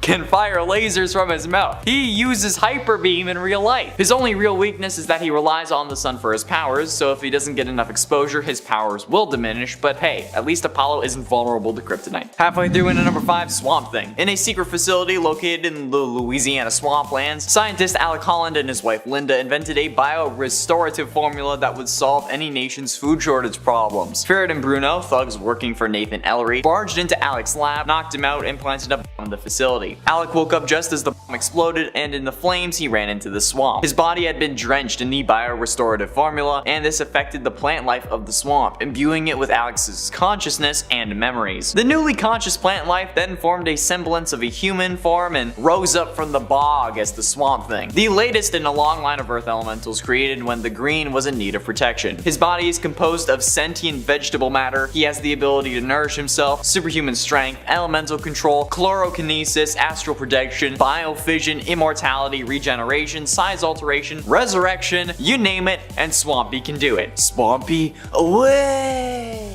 And at 4, Mr. Miracle. Mr. Miracle was scot-free, the god of escape in the New Gods mythology. A Genesian raised on Apokolips, he defected with his lover Big Barda to Earth, where he used the skills he learned in escapology, both as a performance artist and in the Justice League of America. Originally, the boy scot-free was the son of High Father Isaiah, the ruler of New Genesis. However, as a part of a diplomatic move to stop a destructive war against the planet Apokolips, High Father agreed to an exchange of children with his enemy Darkseid. In doing so, he surrendered scot-free free to the care of his enemy while he received his enemy's son Orion. This guy has new god physiology, okay, making him immortal, super strength, super durable, and giving him super agility. Plus, when utilizing his full godly potential, Mr. Miracle wields a cosmic energy field called Alpha Effect, which allows him to transverse through time and space, heal living beings, fully restore creatures back from death, and control energy to an almost boundless degree. Yep, you're on the list. Getting close to the end in at number 3, Jem, son of Saturn. After both his mother and teacher were killed by the White Martians, Jem stole a ship and escaped to Earth, in search of his lover Syra, who had fled there earlier. He arrives in Harlem, New York and is befriended by an orphan named Luther Mankin. After a series of adventures with and without Luther, Jem eventually found Syra. They all then traveled to Nubok, a red Saturnian colony, but because he refused to take sides in a civil war on Nubok, Jem was disavowed and cast out by both factions. Dispirited, Jem and Luther returned to Earth, and given that Jem is a form of Martian in a sense, his Saturnian physiology gives him flight, metamorphosis, physiokinesis, telekinesis, telepathy, energy projection, superhuman durability, superhuman stamina, and superhuman strength that allows him to match Martian Manhunter blow for blow. So I think this is a pretty worthy number 3. Penultimately, in at number 2, Karate Kid. Karate Kid is actually Val Armour, a superhero from the future and also a member of the Legion of Superheroes. He is a master of every form of martial arts to have ever been developed by the 30th century. The extent of his skill was so great that he could severely damage various types of hard material with a single blow, and was briefly able to hold his own against Superboy through the use of what he called super karate. So he already seems pretty legit. Val Armour was the son of Japanese greatest crime lord Kiaru Nozumi, also known as the Black Dragon. When he was born, his mother, an American secret agent known as Valentina Armour, tried to hide him from his father, but she failed to do so and was killed for her affront. Japan's biggest hero, Sensei Toshiaki, and the White Crane, eventually killed the Black Dragon for his crimes and then adopted the infant Val. He raised Val as if he were his own son and trained him in all manner of martial arts. Val became the youngest warrior ever to earn the title of samurai, and he went on to work for his local shogun. However, after trying his best and failing to please his supervisor, he quit and searched the galaxy for new forms of battle to master. That just goes to show you, people, appreciate your employees, otherwise they're gonna quit and go search the galaxy for new forms of martial arts, okay? And finally, in at number 1, Blue Beetle. Jamie Reyes was a relatively normal high school student from El Paso, Texas. His father ran a garage and his mother was a paramedic, and he had a little sister who was a total brat. Jamie hung out with his 2 best friends, Brenda and Paco, and he acted as like the mediator between the hardworking Brenda and the laid-back Paco. By both Brenda and Paco's accounts, he was a good friend, kind of person who could just let them be themselves and would always make things better. Jamie aimed to help his father out in the garage, but Alberto turned him down, not wanting to see his son grow up too fast. Ted Cord, the second Blue Beetle, had come into possession of the Blue Beetle Scarab, the artifact which had given Dan Garrett, the first Blue Beetle, his powers. The Scarab had been presumed destroyed early in Ted's superhero career, but it was discovered intact in a pyramid in the Middle East. This is where Jamie gets his powers as well. What are those powers, you ask? The Scarab can and will use its powers of its own accord. Jamie, however, can override the Scarab if need be, and should Jeremy fall prey to mind-altering power, the Scarab will take control of the armor. So it will act on its own, and basically he's not mind control anymore because it's just the Scarab doing it, not actually him. Kicking off the list at number 10, Giganta. Doris Zuul made her first appearance in Wonder Woman Volume 2, Issue 126. She's a supersized villain. She's literally a giant, if her name didn't already tip you off for that. She was once suffering from a fatal blood disease, so in order to try and save herself, she attempted to transfer her life essence into the body of Wonder Woman, which I gotta say, great call. As far as vessels go, that's a pretty good one to use. Because Wonder Woman at this time was in a coma. She was being held at the experimental medical facility where Zuul was working, so kinda, it was worth a shot. Now during this process, Wonder Girl came in and interrupted it, so instead Zuul's life essence was transferred into a giant test gorilla named Giganta. I can't even say that with a straight face. So instead, Zuul's life essence was now transferred into a giant test gorilla named Giganta. Oops. Now of course, this was a no-go, so her next idea was to transfer herself again, but this time to a strong circus lady named Olga. The transfer worked and Doris could now turn into a giant because Olga apparently could do so before. I think we're okay without giants. I think anything with giants we're just gonna keep out. If it doesn't have a cape, then no. That's it. Number 9, Psycho Pirate. Psycho Pirate. Charles Halstead made his first appearance in All-Star Comics issue 23. He first showed up in the golden age of comics. He was originally an employee of Rex Morgan, who ran a newspaper company called The Daily Career. He wanted more success, of course, so he made the alias Psycho Pirate, and he started to use emotions as a theme for crimes. That sounds intimidating, I think. So the Justice Society would solve crimes based on emotions. That doesn't sound too powerful for the DCEU. If anything, it sounds a little boring where we're heading now. The new Psycho Pirate came out in Superboy Volume 6, Issue 23, and he was much different.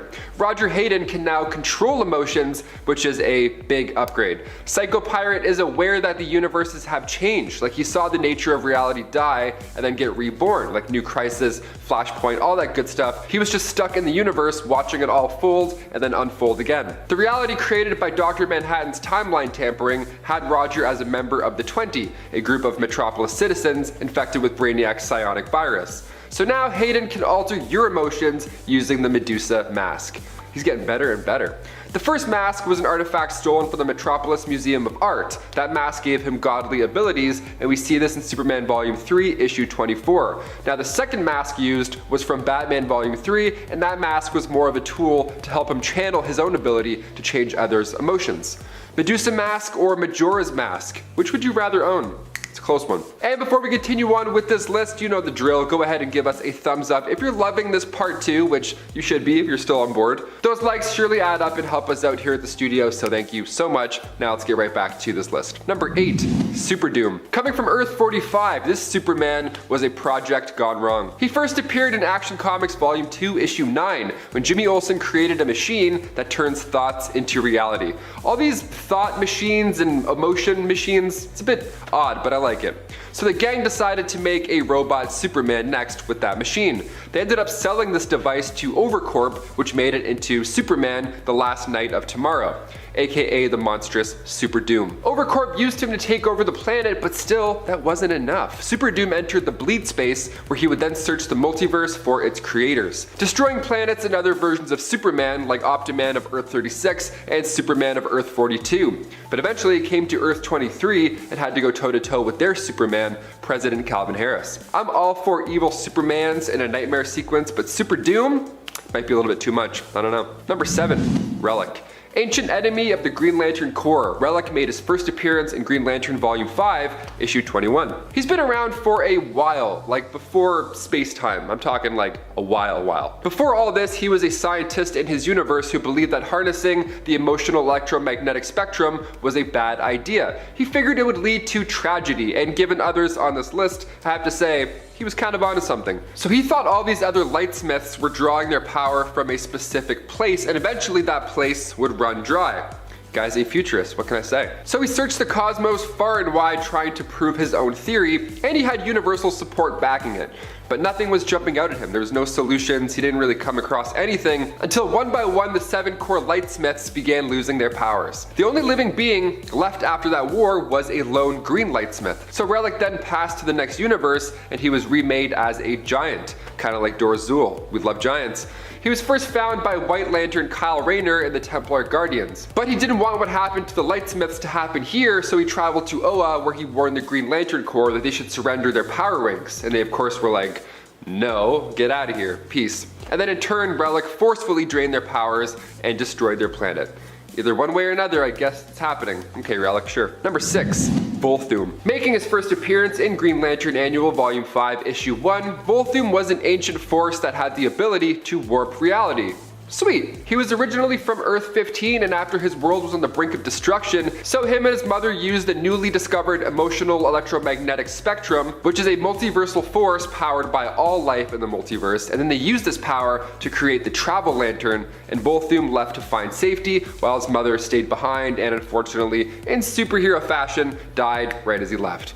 This first lantern traveled for weeks through space and time in desperate hopes to find something to save his home. So he goes to Earth 17 and he uses the spectrum to resurrect plant life, which is cool, but then next he travels to Earth 47 and they use the spectrum to create beautiful music, Also pretty cool. And then he went to Earth 3 where he met a sorcerer named Mordu, in which he creates a power ring out of a piece of his soul. That ring of course being called the Ring of Volthum. You're not going to name it after somebody else, so it's only fair. He finally found Earth 0 where he acted as the law and order. Eventually Volthum's mind was corrupted from the spectrum and he became insane. I feel like anybody who has a ring in general just ends up going insane. Like Lord of the Rings, it's like, come on. Number 5, Atrocitus. What a name! Okay, he must be a gentle soul. Atrocitus entered DC Comics back in Green Lantern Volume 4, Issue 25. He is the leader and founder of the Red Lantern Corps, the Red Power Ring fueled by nothing else but rage. So since the death of his family, he's been after the Guardians of the Universe. His family was residing in the ever so peaceful sector 666.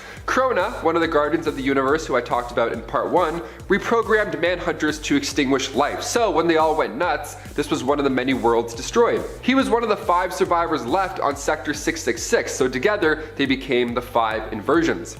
They soon became known as the Empire of Tears, which sounds like a punk rock boy band, but in reality, they were performing rituals to see the future, like the Blackest Night Prophecy and stuff like that. Atrocitus created the Red Lantern Corps, but he's also really known for corrupting Sinestro. Number 4, Oblivion. Making his first appearance in Green Lantern New Guardians Annual Issue 2 back in 2014, Oblivion is made of Kyle Rayner's rage, fear, and anxiety, all rolled into one. Lovely. He's the physical form of all those traits, and he even believed himself to be Kyle Rayner. He stayed at this guy's apartment and he even tricked Carol into thinking that he was the real deal. He has powers that allow him to shapeshift, obviously, but he can also teleport and project vast amounts of energy that match a white lantern. He can also create illusions of objects and people. He can make anything he wants. You're going to be very confused if you go on a dinner date with this guy. One day, Oblivion teleported Carol and himself to Arizona, where he used his powers to change everybody's appearance, and he even changed buildings all around him. No thanks, we don't want any of that in the DCEU. Sounds fun, but sounds kinda unfixable. Number 3, Mongol. The insane ruler of Warworld. Yeah, he's for sure making this list. He first appeared back in the 80s in DC Comics Presents issue 27. He was a Superman villain who was exiled into outer space by his own people. A man called the Archimandrite came along, took it over, and from that point on the planet was just a cruel wasteland. Mongol drifted through space, and over his cosmic commute, he picked up immense powers along the way until he eventually arrived on the 5th planet of the Cygnus system, where the Martian race protected the Crystal Key. The Crystal Key was the only way to gain access to the planet Warworld. So Mongol kidnapped Jimmy Olsen, Lois Lane, and Steve Lombard in order to get Superman to punch those Martians out of the way.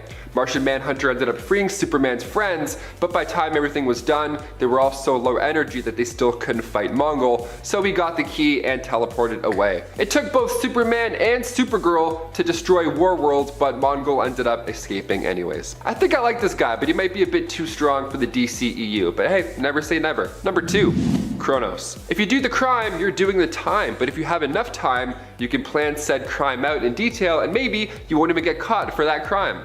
Confused? That's what time does. David Clinton first entered DC Comics with the Atom issue 3. He's mainly a villain for Ray Palmer. Now, he was a criminal his entire life, but finally he was arrested, thrown in the slammer where he had time to think. Maybe a bit too much time, because then he reflected on all of his past crimes and what he would have done differently had he planned it better. And he used his skills and obsessions with timepieces to work non-stop in the prison workshop. So he learned about Crocs, time, anything, the mechanisms within them, all that good stuff. And when his sentence was up, he was released and then became a time-traveling villain. He used time-inspired weapons, like literally, he used an exploding hourglass or a wristwatch filled with blades instead of hands, and he also had a device that could literally slow down time. And then he started going by the new name Kronos. In the DC animated universe, he used these devices to go back in time and steal rare relics from the past. At one point, he tried stealing a utility belt from the Justice League's watchtower, but when he was interrupted, he made a break for it through a time vortex, but Green Lantern, Batman, and Wonder Woman followed him back through there. We mentioned a time guy on part 1, so part 2, we gotta throw another one in. It's the law. And finally, number 1, Grail. We finally got to see Darkseid in the Snyder Cut, but is it too soon perhaps if we meet his daughter? Am I asking for too much? I don't know. She's pretty badass. She made her comic book debut in Justice League Volume 2 issue 40 back in 2015. She was born at the exact same time as Wonder Woman in Divergence issue 1. The Amazonian assassin Marina gave birth to Grail in secret with help from Penelope and Menelipe. Marina had to defend her child because Penelope heard the prophecy from Menelipe, so apparently this child would cause mass destruction when she grew up. Okay, sure. Marina took Menelipe out so she wasn't really a concern anymore, but afterwards Marina left Themyscira with her daughter, making it the first time Amazons have left the island. In Justice League Volume 2 issue 40, Grail teamed up with the AntiMonitor and declared war on her own father. Nice. Being a hybrid of an Amazon and a new god, she's got powers from both. It's quite intimidating. She's destroyed Wonder Woman's bracelets with Omega beams, and she can travel through dimensions by locking onto those connected to the Speed Force. She can literally hitch a ride through time, so there's no winning this battle, either in the future or the past. Coming in at number 10, we have Nebula, the adopted daughter of Thanos. While Nebula has always been a complex character with complicated motives no matter what version we're talking about, the Nebula of the comics had a much different role in the Infinity Saga than the one many are familiar with from the movies. In the original Infinity Gauntlet miniseries, Nebula was tortured by Thanos into becoming a half-dead, zombie-like creature, doomed to wander around Thanos' throne as punishment.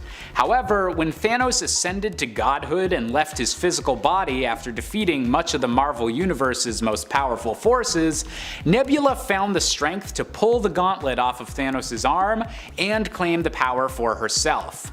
In her fury, she undid all of Thanos' actions, but nearly threatened to destroy the universe herself, before she was eventually defeated and had the gauntlet taken from her by Doctor Strange, Adam Warlock, and the Silver Surfer. Coming in at number 9, we have the Council of Reeds. While not commonly known as outright villains, the Council of Reeds have a complicated history with the Mr. Fantastic most commonly seen in Marvel Comics. A collection of Reed Richards from across the multiverse that have chosen to abandon their families and entire worlds behind in order to combine their intellect into one unified group, the Council of Reeds claim to do everything they do for the better of the multiverse, as their new home is in the expanse in between the different universes.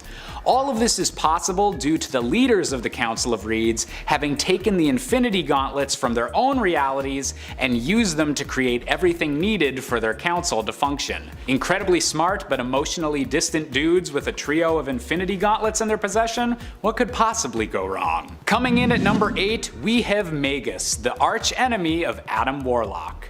Following the events of the original Infinity Gauntlet storyline, Adam Warlock separated his personality into a good and evil half, and in a twist that nobody could have seen coming, the evil half wound up getting out of control. Named Magus, this twisted version of Warlock used multiple cosmic cubes to launch a war against the Marvel Universe, creating evil doppelgangers to fight every superhero on the planet Earth. Magus eventually got his hands on the Infinity Gauntlet and was only able to be defeated after that point because Thanos had replaced the Soul Gem with a fake. Good job, Thanos. Totally makes up for all the other stuff you've done. Coming in at number 7, we have Norman Osborn, aka the Green Goblin. In the alternate what-if reality of Earth 14154, Norman Osborn discovered the existence of the Infinity Gauntlet while serving as the leader of Hammer. Ordering several other villains to assassinate members of the Illuminati, Norman was able to assemble all of the Infinity Stones and granted himself the name of the Goblin King before attacking Asgard alongside his newly powered-up army of Dark Avengers. Standing victorious, the only thing left for Norman to do was, interestingly enough, try to work out his father issues, bringing his deceased dad forward in time to see all that he had accomplished. But when his father reacted with only horror at what Norman had done, Norman obliterated him from the timeline, unintentionally removing himself as well, because if there's one thing comic books love, it's weird, timey-wimey paradoxes. Coming in at number 6, we have the infamous Dr. Doom. On the alternate world of Earth 90-251, one, Victor Von Doom was able to hold on to the Beyonder's powers that he had briefly gained in the main Marvel universe during the Secret Wars crossover. With the strength of the Beyonder at his disposal, Doom was able to easily defeat an army of heroes assembled by Sue Storm, and was able to ascend to the level of godhood within this universe. Funnily enough, by the time he collected the Infinity Stones and the Gauntlet, he no longer even needed their strength. He simply wore the gauntlet as a trophy, showing that the former most powerful objects in the universe were now just trinkets to him. Coming in at number 5, we have the Ultimate Hulk. Now, while I personally believe the Hulk deserves to be called a hero more often than not, the version of Bruce Banner from the Ultimate Universe does have a nasty habit of going completely out of control on a more regular basis than the usual Marvel Universe.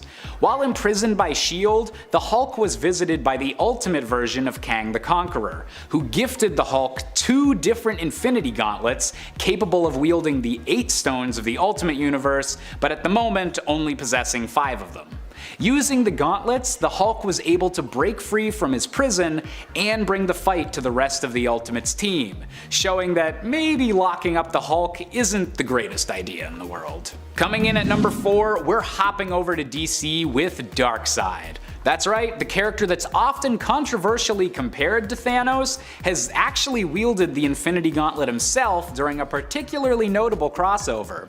In the JLA/Avengers miniseries, important artifacts from both the Marvel and DC universe are spread throughout the multiverse and ordered to be collected by both the Avengers and the Justice League, with one of these artifacts, of course, being the Infinity Gauntlet. Unfortunately, its hiding place is on Darkseid's home of Apocalypse, and the evil ruler is already wearing the gauntlet. Luckily though, the Infinity Stones themselves wind up having no power in the DC universe, allowing the heroes an easier time in recovering the gauntlet, but the thought of Darkseid being allowed to take full control of the Infinity Stones is still an incredibly foreboding thought. Coming in at number 3, we have Ultron. In the Disney Plus series What If, Ultron is the final big bad of the first season, in an alternate universe where he's able to fulfill his plan of taking over Vision's body, and uses the power of his single Infinity Stone to destroy this Earth's Avengers and cause a nuclear apocalypse. To make matters even worse, when this reality's Thanos arrives with the gauntlet and the other 5 Infinity Stones collected, Ultron is able to kill Thanos with ease and take the stones that he oh so kindly collected for him. This version of Ultron becomes so powerful that even the Watcher is forced to break his vow and form the Guardians of the Multiverse to stop him, as Ultron's ambitions have him beginning to conquer entire realities. Coming in at number 2, you know we can't have a list about the Infinity Gauntlet without giving Thanos a slot. And while the comic version of Thanos is obviously iconic and the main inspiration for all the various adaptations that would follow, my personal favorite version has to be the one from the MCU, portrayed by Josh Brolin. This version of Thanos isn't lusting after death, but rather has gotten it stuck in his head that the only possible way to save the universe is to wipe out half the life in it. Thanos is obviously one of the more powerful villains in the entire Marvel multiverse, but the most chilling thing about the MCU version is just how calm and resigned to his task he is, especially in Infinity War. This is a guy that just wants to commit his cosmic genocide because he feels he has to, and then go settle down on a farm. And finally, coming in at our top spot, the one character more villainous than Thanos is Santa Claus. No, I'm not being a Scrooge. I love Christmas, but the Marvel Universe has actually had it that Santa Claus was briefly one of the most powerful villains to ever wield the Infinity Gauntlet. Following the disappearance of his reindeer, Santa asks the Avengers if he can borrow the Infinity Gauntlet in order to deliver all of his toys in one night. Unfortunately, this winds up being a bit too much for Santa to handle, and he goes mad with power, only finally being able to be stopped by a well-aimed snowball from Namor. It's debatable on whether this holiday one-off was a canon adventure or not, but at least now we always know that Thanos and Santa Claus have something in common. Starting Starting us off in at number 10, Vlad Plasmius. In the world of Danny Phantom, there exists a select few individuals with the ability to transition between a human form and a ghost form. One of these is Danny Fenton, the other is a female clone of him named Danny Fenton, but the third is probably the most important one, Vlad Plasmius, also known as Vlad Masters, Amity Park's mayor and Danny's dad's old college friend who's in love with his wife. Yeah. Vlad is secretly a human-ghost hybrid, actually the first to come into existence, following an accident that was caused by a college experiment that he was working on with Jack and Maddie, which are Danny's parents, in which Vlad gained his powers. Having been a half-ghost for the last 20 years, he serves as the main antagonist of the series, acting as just Danny's ultimate villain. But I mean, being a human-ghost hybrid and being the reason Danny Phantom goes dark in another timeline where his family's blown up is certainly worthy of getting him on this list. Plus, I love Danny Phantom. Butch, send me a pop figure, please. I couldn't find one. Number 10, Dracula. To be clear, when we talk about heroes you've never heard of, we're more talking about those that sit on the outskirts of the superhero fandoms. So you won't find them likely on the big screen or on DC's or Marvel's main teams like the Justice League, Avengers, or the X-Men. Instead, these are heroes who come from a more humble background by comparison. Some of them may have been simply forgotten due to just how long they've been around, whereas others typically are associated with smaller or even in some cases now defunct publishers. Coming from the world of fellow indie hero Vampirella, Dracula is sort of Ella's adopted sister and also kind of her ex-lover or ex-one night stand. There have actually been at least 2 different Draculinas, possibly 3 at this point. One is Lilith's biological daughter and the biological twin sister of Vampy, who is blonde. The other one, the one I'm focusing on, who was once Vampy's lover, became obsessed with her and was eventually adopted by Lilith to become the new Dracula. If you want to learn more about her and other Vampy adjacent characters, Sacred 6 is a pretty cool comic that I would recommend that you check out. Or you can learn more about this version of Dracula in the 2019 Vampirella series from Dynamite. Both of those series, by the way, are by Christopher Priest. Both Draculinas go by the name Victory, although the one we're talking about here was originally named Victoria, but the two do differ in terms of appearance and, like I said, blood relation. Blood relation in this context almost becomes a vampire pun. This new Draculina isn't exactly a vampire, by the way, but is armed with a demonic ring that basically grants her powers similar to one, allowing her to accurately play the part. Draculina is currently a property of Dynamite Comics. Number 9, Tony Chu. Tony Chu is a quirky and unique character, but still is ultimately a hero, and even technically has superpowers, so he would qualify as a superhero. Tony is a detective who possesses the unique power of sebopathy. Whatever he eats, except for beets, he gains in-depth knowledge of, being able to tell where all the ingredients that make it up came from, being able to taste everything about that ingested food. Tony uses this skill to basically solve murders mainly, sometimes even ingesting parts of victims or the accused, sometimes even ingesting parts of the victims or the suspects to learn more about the case and help solve it. He initially worked for the Philadelphia Police Department, but ultimately gets fired after they witness him eating part of a deceased suspect. He later is hired by the FDA. And friends, before we move on to this next spot, if you are loving this list, there are actually a lot more indie superheroes that I would love to tell you about as we dive into the world of unknown supers. So if you want to learn more, be sure to let us know by commenting below and giving this video a thumbs up. Number 8, Red Sonja. One of my favorite lesser-known heroes is Red Sonja. Red Sonja comes to us from the less sci-fi, more fantasy-based world of sword and sorcery. She is an extremely gifted fighter, marksman, and sword bearer. Red Sonja, the she-devil, is said to have been given her name for, well, many different reasons. One such story as to how she got her name is that she left to seek out adventure and her fortune and became a mercenary, earning the name Red because of all the blood that she spilled. Red Sonja, while not a traditional hero, pretty much always stands up to those who are cruel and corrupt, often fighting for those who are oppressed, even against her better judgment. She has even fought death before in combat and won, allowing her to live on when she was on the brink of death. Red Sonja was once a character from the Marvel Comics wheelhouse, but currently calls Dynamite Comics her home. Number 7, Vampirella, but you can call her Vampy. Vampirella isn't a conventional hero by any means, but she definitely tries to do what's best by folks while still being a vampire from outer space, and at the same time with ties to Lilith and Hell. Overall, she's both complicated and also kinda super simple, and it's that weird blend of those two very different elements that I love about her. Vampy, being an intergalactic vampire, is super strong, fast, can fly because she actually has wings, and also has been shown to have access to advanced technology at times due to her ties to the planet Draculon. Vampirella is currently attached to Dynamite Comics, but was originally a property of Warren Publishing. Number 6. Savage Dragon. Savage Dragon is a popular hero as far as the lesser known or indie heroes go, so if you haven't heard of him before, you might want to check him out. Initially, his origins were a mystery. All we knew was that he was a humanoid, green-skinned, dragon-like character who decided to fight as a police officer and hero, fighting against the criminal and mutant super freaks of Chicago. That's also in part because Savage Dragon initially had really bad amnesia in the comics, so he didn't actually even remember his own origin story at the time. Savage Dragon hails from Image Comics and was originally introduced as simply Dragon before being known under the mantle of Savage Dragon. His powers include super strength and super healing. Number 5. Witchblade. Witchblade is a hero who comes from Top Cow Productions. Mainly we've known Witchblade as Sarah Pizzini, but the Witchblade has belonged to many other powerful women throughout the years. The Witchblade is an ancient mystical artifact that typically binds itself to a host who can then wield and use its powers at will. It can be more or less powerful depending on the host, but in this case, since Sarah is one of the most well-known hosts of the Witchblade, we're gonna basically base the ranking on her abilities. The Witchblade can be used to summon mystical armor, which can cover the entirety of its host's body, though typically most are not skilled enough to actually summon that much armor, and instead are usually only covered in little pieces of armor as a result. Hence why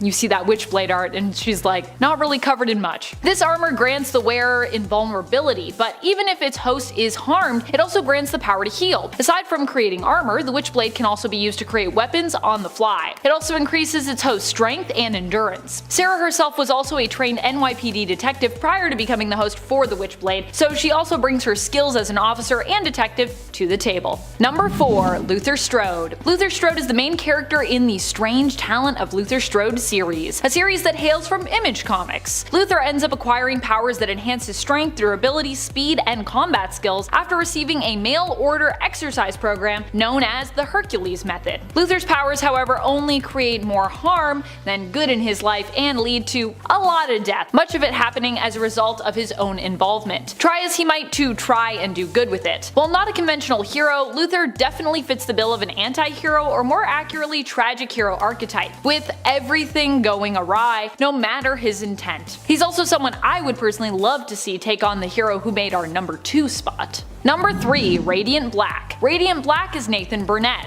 or was Nathan Burnett. Nathan to start, anyways. Going to try not to spoil this series because it's one that I think we should all be reading, so I'm just gonna leave it at Nathan for now. Radiant Black is the first hero we meet in this series. In issue number 1, Nathan ends up getting the powers of the Black Radiant, which basically means he has the powers of a black hole. Radiant Black can manipulate gravity and also becomes super dense with this power set. The downside for this hero is being new means that he's pretty inexperienced in the comics thus far. However, gravity manipulation as a power set is insane, which is how he ranks so high up on this list despite his inexperience. Radiant Black hails from Image Comics, and like I said, if you have not checked out this series and gotten to know the Radiants yet, well, you definitely need to change that, and you need to do so. It's like Power Rangers, but possibly cooler, and I say that having much respect and much love for Power Rangers. So that's not a snub at all, it's just like, it's really good. Number 2. Bulletproof. You know Invincible, but do you know Bulletproof? Fans of the comic series likely do, but if you just became an Invincible fan via the animated series, then this isn't a character that you'd be familiar with just yet. After all, at this point we've only had 1 season so far, so it's very likely Bulletproof will appear in the series, just not until a bit later on. Bulletproof is Zandel Rudolph. He got his powers as a result of his brother using him as basically a science experiment, as his brother Tyrone was actually obsessed with superpowers. Zandel would end up getting powers as a result of this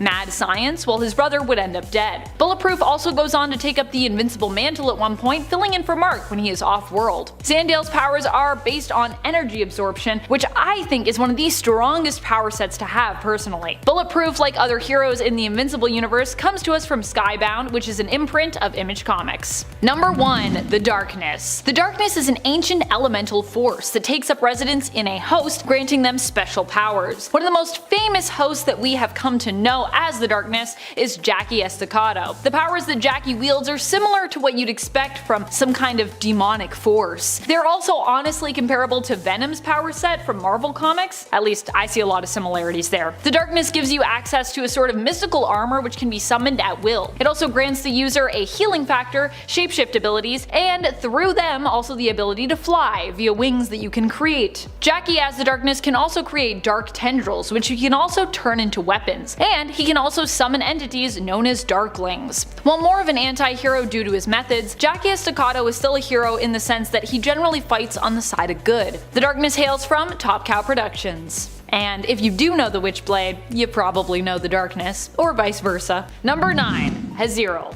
Haziral is the demon who possesses the leader of the Rat Queens, Hannah. Hannah is an elven necromancer in the series whose very existence as well as the type of magic she practiced made her controversial while growing up. As such, she ends up making a pact with the demon Haziral to get access to magic so that she can pass her classes at Mage U. This prompts her to grow horns and also makes her indebted and permanently bonded to the demon. Using such dark magic has consequences, of course, and when she taps into it, it can cause Hannah to go kind of into a pretty crazy frenzy, losing control over herself as her darker side and the demon within her takes over. In Rat Queens, Hannah was prompted to use this power again to save her friends and fellow Rat Queens after years of resisting the temptation of said demonic power. Unfortunately, this also meant she would have to confront Haziral after years of staving off the demon's power and influence.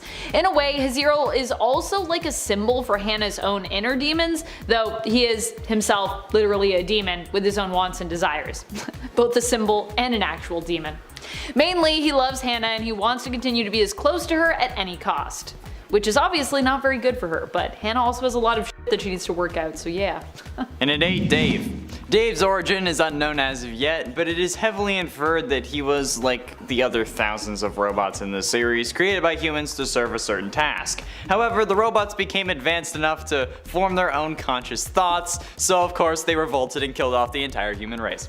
It was shown that Dave was one of the robots that served in combat and also helped fight off numerous alien races, and after the wars, robots seemed to act entirely like humans, adopting their culture and their way of life. Dave had a wife named Sally, who he actually later divorced because apparently even robot girlfriends are unbearable, and a son called Scotty. However, he is now a nobody working as an office drone, which only makes him more of a villain, despite being the protagonist of the story, because like, given that he wiped out the entire human race, I think it's safe to say that he's a villain. Number 7. Scorpina. Scorpina was known for being one of Rita Repulsa's most capable enforcers in the television show Mighty Morphin Power Rangers, and the same can be said for her comic book counterpart. In fact, I'd even say that Scorpina is a bit more ruthless in the comics, in my opinion. She ends up becoming a somewhat reluctant and sassy ally later on, but starts out as a strong and menacing villain to the Power Rangers.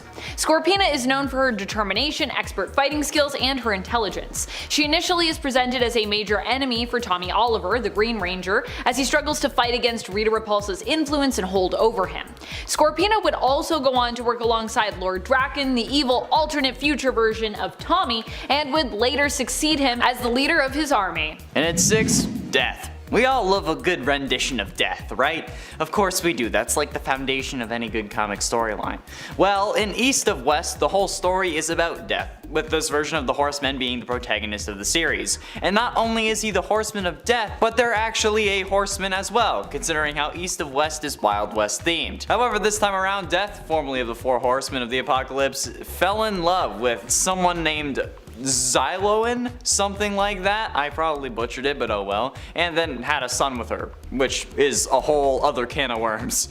Presumably killed by Bel Solomon of the Chosen though. He survived with the help of Wolf and Crow. Since then, the White Horseman embarked on a quest for revenge over his wife and son. And in the most recent incarnation, Death possessed skin that was jet black instead of the pure white skin that he has now. He was also the only horseman who didn't get a gender change in the new reincarnation. Alright, I mean it's Death, so Death is genderless. But I mean, he may be good in the story though, but I think it's safe to say that Death before this series was a pretty, well, like, death-loving guy. Self-love. Number 5. Violator. Violator was always an indie villain that haunted my nightmares as a kid. Violator is the clown character with blue face paint from the Spawn film, who was played by John Leguizamo. I love John Leguizamo, but this role, wow. Also, John Leguizamo and everything is kind of wow, it's great. Not only did he crush it, but it also felt like he kind of crushed me and my soul under the terror of the Violator. The Violator in the comics is a Spawn villain who is one of the most powerful demons of hell. He often focuses on getting Spawn to use his necro powers, trying to get him sent back to hell to become Malabolgia's servant faster, but also serves to prepare Hellspawn for joining the army of Satan. Of course, that doesn't mean that he enjoys his job, and he often seeks to try and undermine his master. Violator is basically immortal as well. Despite dying many times, he's often reanimated shortly after in hell, only to return to torment Spawn some more.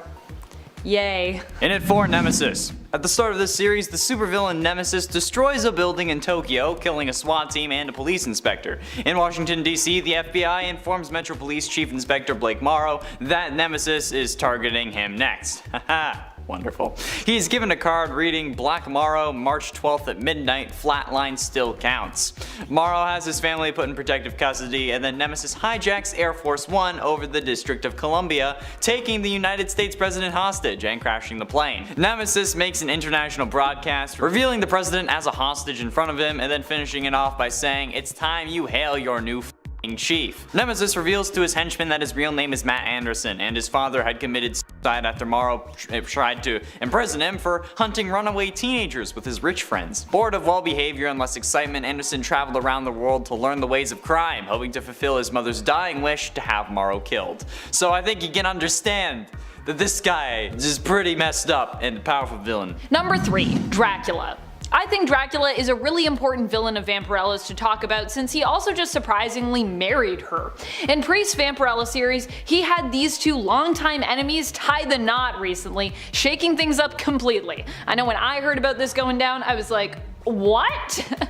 Actually, a lot of Prus' run has been shaking up the status quo and the world of Vampirella in interesting, exciting, and of course, bloody ways. Of course, the version of Dracula we see in this series isn't the conventional one that you're used to seeing when it comes to Vampirella's comics. This version of Dracula is a reincarnation that is attempting to cheat fate by marrying Vampy, thereby altering his destiny and hopefully saving his life. For years in the comics though, Vampirella's nemesis Drac was often posed as the lord of a bunch of evil vampires, with all the vampires kind of coming from his blood lineage being corrupt in some way. It was like he only made bad vampires. That was like a whole thing. Dracula has also been shown in the past to be an exiled vampire from the planet Draculon, Vampirella's home world. Of course, Dynamite isn't the only publisher to feature Dracula. While we might be focusing on the Vampy version and his long history there, Dracula has also appeared throughout multiple different series spanning across various different publishers. And if you're like, man, but I already knew about Dracula, I don't know if you knew about his connection to Vampirella, but now you do! Yay! Penultimately, in at number 2, Overlord. A super-powered crime lord who operates out of Chicago, he is the archenemy of the Savage Dragon and the leader of Vicious Circle. There have been 3 people who had this mantle though: Antonio Seghetti, who I keep trying to call Antonio Spaghetti, Victor Nixon, and Flash Mercury. Antonio Seghetti grew up in Chicago around the time of Al Capone and became fascinated with the mafia way of life. When his sister was being in an alleyway, the 8-year-old Seghetti stabbed the man responsible and claimed his first victim. This act led to a life of crime, and he soon came under the wing of a man who would become Octopus, whilst also rising up through the ranks of the mafia. Once he had reached a position of authority in the mafia, Seghetti vowed that he would never lose his power, but his position came under threat when a superpowered freak became the dominant figures in Chicago's crime sector. Seeking resources and methods with which to cement his leadership position in Chicago, Seghetti forced alliances with the Nation of Lieberheim and cyber data organizations, and as well became Overlord, because that's what you do. Number 1, Lady Death. Because, you know, one comic book version of Death wasn't enough, so we had to do another one. Lady Death is one of the most powerful female supervillains out there, as she is literally the embodiment of death. And if you think you know about this Lady Death, you might not, because we're not talking about the one from Marvel. She hails from the Bad Girl comic days, where it was trendy for female characters to be bad, whether that be bad as anti-heroes, full-on heroes, or villains. In Lady Death's case, she was mainly known as a villain. She first debuted with Chaos Comics, but has changed publishers since her initial appearance with them. Lady Death originally was the beautiful and sexy woman who seduced Ernest Fairchild into becoming a full-on psychotic killer, who would later become known as Evil Ernie. As such, her first appearance was in Evil Ernie issue number 1 in the original black and white 1991 series. The Evil Ernie War of the Dead series finishes with Ernie managing to kill everyone on Earth in order to win Lady Death's favor. He does so by instigating an all-out nuclear war, ending the story with a mushroom cloud, and then ending the story again with a mushroom cloud of his face. Kicking off the list at number 10, Superwoman.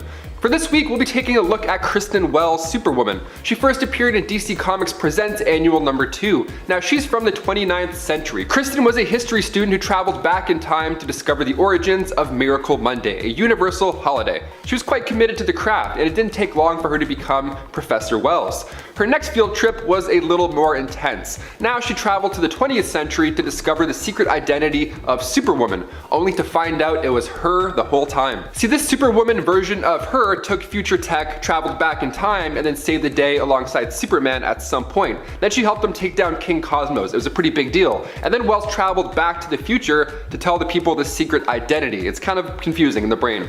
And they're all pretty shocked, but they're thrilled nonetheless. They gather and they celebrate Kristen's accomplishments that technically haven't happened yet in their timeline. What an odd party. Hey Kristen, great job. She's like, thanks, it was hard. Number 9, Rip Hunter. Making his first appearance in Booster Gold issue 13, Hunter is a guardian of the Time Stream and leader of the Time Masters. Not bad on a resume. Rightfully so. I mean, right from the start, this guy was preparing for enemies a time traveler would face. He was worried somebody would go back in time and prevent him from being born, so he got ahead of the game, or behind it rather, and then he hid the details of his birth from the public. I have to include Rip Hunter because we mentioned Booster Gold in our last futuristic hero list. Rip Hunter is the son of Booster Gold, but not even Booster knows that, so no one tell him, no one text him.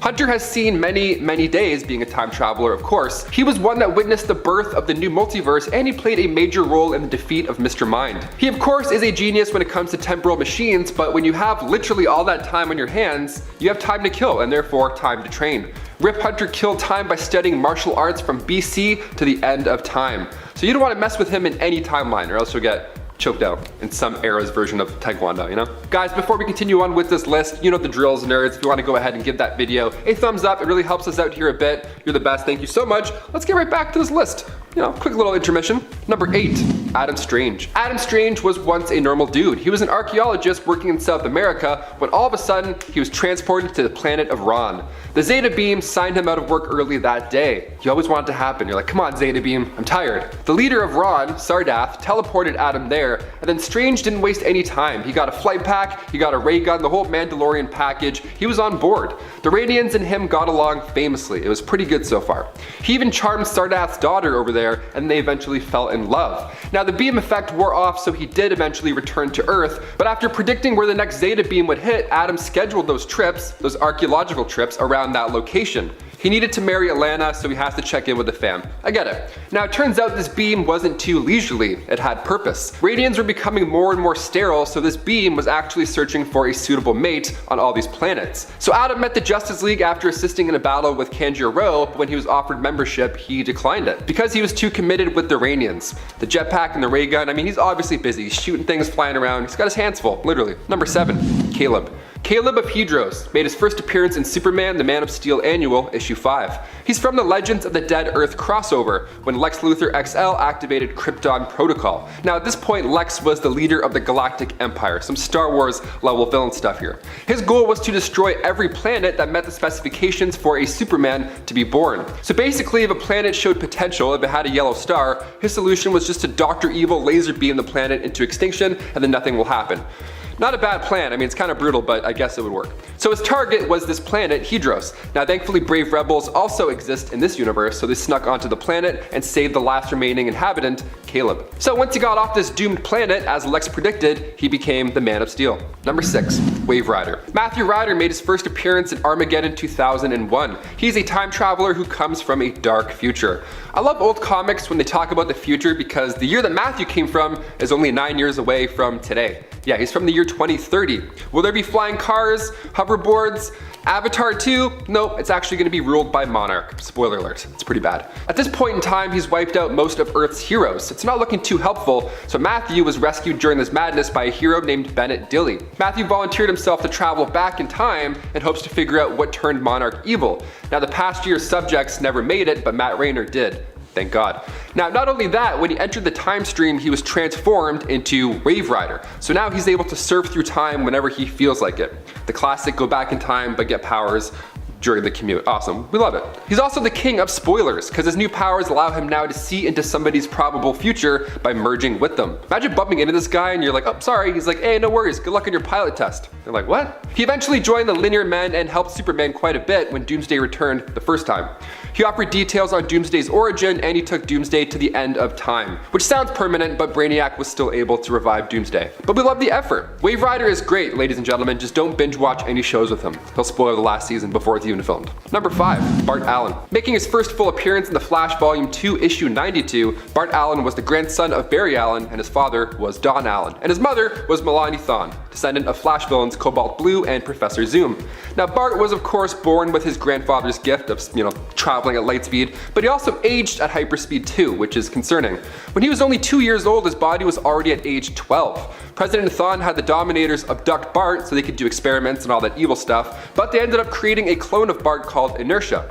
Now, Bart was of course going to die earlier than most people because of his aging problem, so Iris West took him to the 20th century to the third Flash, Wally West, so he could teach Bart how to control his speed and, not perish and still stay alive. Bart came back later as Impulse and was one of the founding members of Young Justice. Number 4, Calcula. Also known as the Ancient One, Calcula was originally around in comics for a year, starting with Warlord issue 5. Calcula was the Atlantean god of light and was considered one of the most powerful mages in ancient Atlantis history. Being a follower of the Lords of Order and being born before creation itself, Calcula and Dark Magistra had some powerful offspring, Orion and Garn Danuth. Now, Orion was a demigod, and Garn Danuth grew up to become an agent of Order. All this power running through the family tree, but where did it come from? Calcula came from Darkworld. He was a protector of the creator of said realm. Kind of a big deal. Now, it didn't take long for him to become a sorcerer king, and then he liberated Atlantis, and before you know it, him and his wife Magistra and 10 other mages created the Zodiac Crystals, which are basically these statues that were patterned after all the Zodiac signs. So if you're into crystals, there you go. This cult couple didn't last too long because Magistra unfortunately joined the dark side. Calcula stayed pure. He declared himself to pure white magic. Perhaps the best part of this guy is his ability to see the past, present, and future. DC Comics Presents issue 75 is a trip. A lot of time travel goodness in those old pages. You gotta go check it out. Number 3, John Fox. Making his first appearance in Flash Special Issue 1, John Fox resided comfortably in the year 2645. He was a historian for the National Academy of Science in Central City, and his life changed when the radioactive villain Manfred Moda showed up. He was causing destruction, the world was in chaos because of this guy, so the Academy decided, you know what, let's just send John back in time because we're in the future and we can do that. Hey, what's up? And then John can grab a Flash or two, come back, and then all of them can help us take down Moda. Now, the plan, of course, didn't work because it's easier said than done. He couldn't get any Flashes to come back to the future with him, but during this cosmic commute, John himself got super speed, which is almost a better alternative, if you ask me. He quickly suited up and took down Moda himself. Quite impressive. This sounds like a dream scenario, but John lost his job when speed robots came into the picture. Damn robots taking our jobs, even in 2645. This is relentless. Number 2, Batman. On our last list of futuristic heroes, we mentioned Thomas Wayne, the Batman of the Flashpoint universe, who is a little dark to say the least. So for this list, we had to mention the time that Batman was sent back in time through Darkseid's Omega Beams. It's super fun and also really stressful. This happens during the 6-parter written by Grant Morrison, Final Crisis. Now, it appears Bruce is dead during the story, but later on it's revealed in Return of Bruce Wayne that he just took a trip through time. He was sent back to multiple eras. I'm talking the dawn of history. Caveman Bruce Wayne, and then he jumps further in time and there's witches running around. It's really fun to see Bruce use his intellect to get out of these specific eras. That's the whole fun of it. Also, if you've ever wanted to see Batman as the historical pirate Blackbeard, well, now's your chance. Go check it out. And finally, number 1, Green Lantern. Green Lantern power rings are quite impressive. It can be used as a universal translator, it allows its user to communicate telepathically, and in Superman Man of Tomorrow issue 13, Superman goes nuts, so Kyle Rayner created kryptonite with the ring. It's pretty impressive, but you also may forget that the ring allows for one to time travel. Hal Jordan traveled to the 70th century once. He was brought into the far future to take down an evil government, but in doing so, the ring required enormous amounts of will and energy. So in turn, he ended up losing his memories and started going by the alias Paul Manning. So there was a point where Green Lantern was a superhero in 2 timelines, and that's why he's number 1. Number 10, Powerhouse. It feels weird to have Franklin Richards at the bottom of a too powerful or most powerful style list. However, while Powerhouse was once one of the most powerful heroes in all of the Marvel Universe, even becoming so when he was just a little baby, so much so that his dad, Reed, actually had to shut off his son's powers, he has been having a rough go in the comics over the last little while.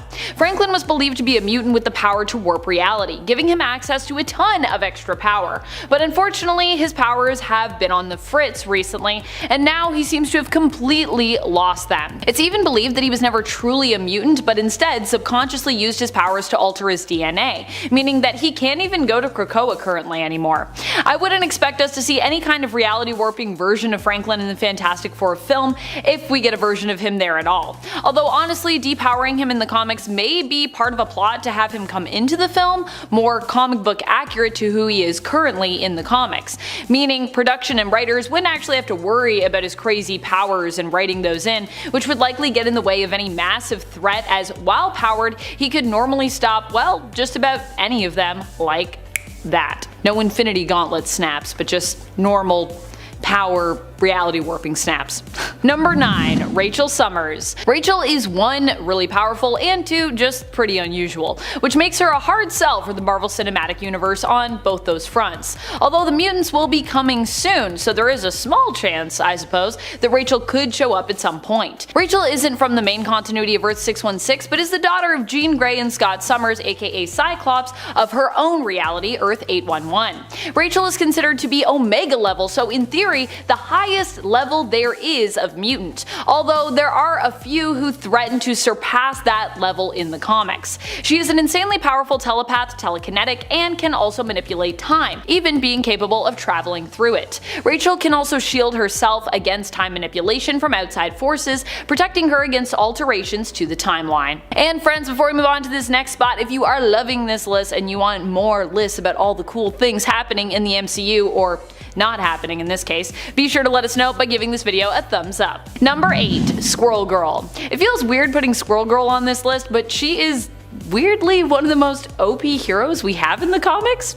Squirrel Girl is a hero who can pretty much defeat any threat she goes up against without usually even needing to fight. She handily defeated Dr. Doom using her influence over squirrels, and defeated Galactus just by having a conversation with him and being overall fearless. Squirrel Girl usually befriends many other heroes and villains alike whom she meets, which tends to be her secret weapon when it comes to winning any fight. Doreen Green is also a kind of odd hero, so we likely won't be seeing her in the MCU anytime soon for that reason as well. But honestly, I kind of wish that we would.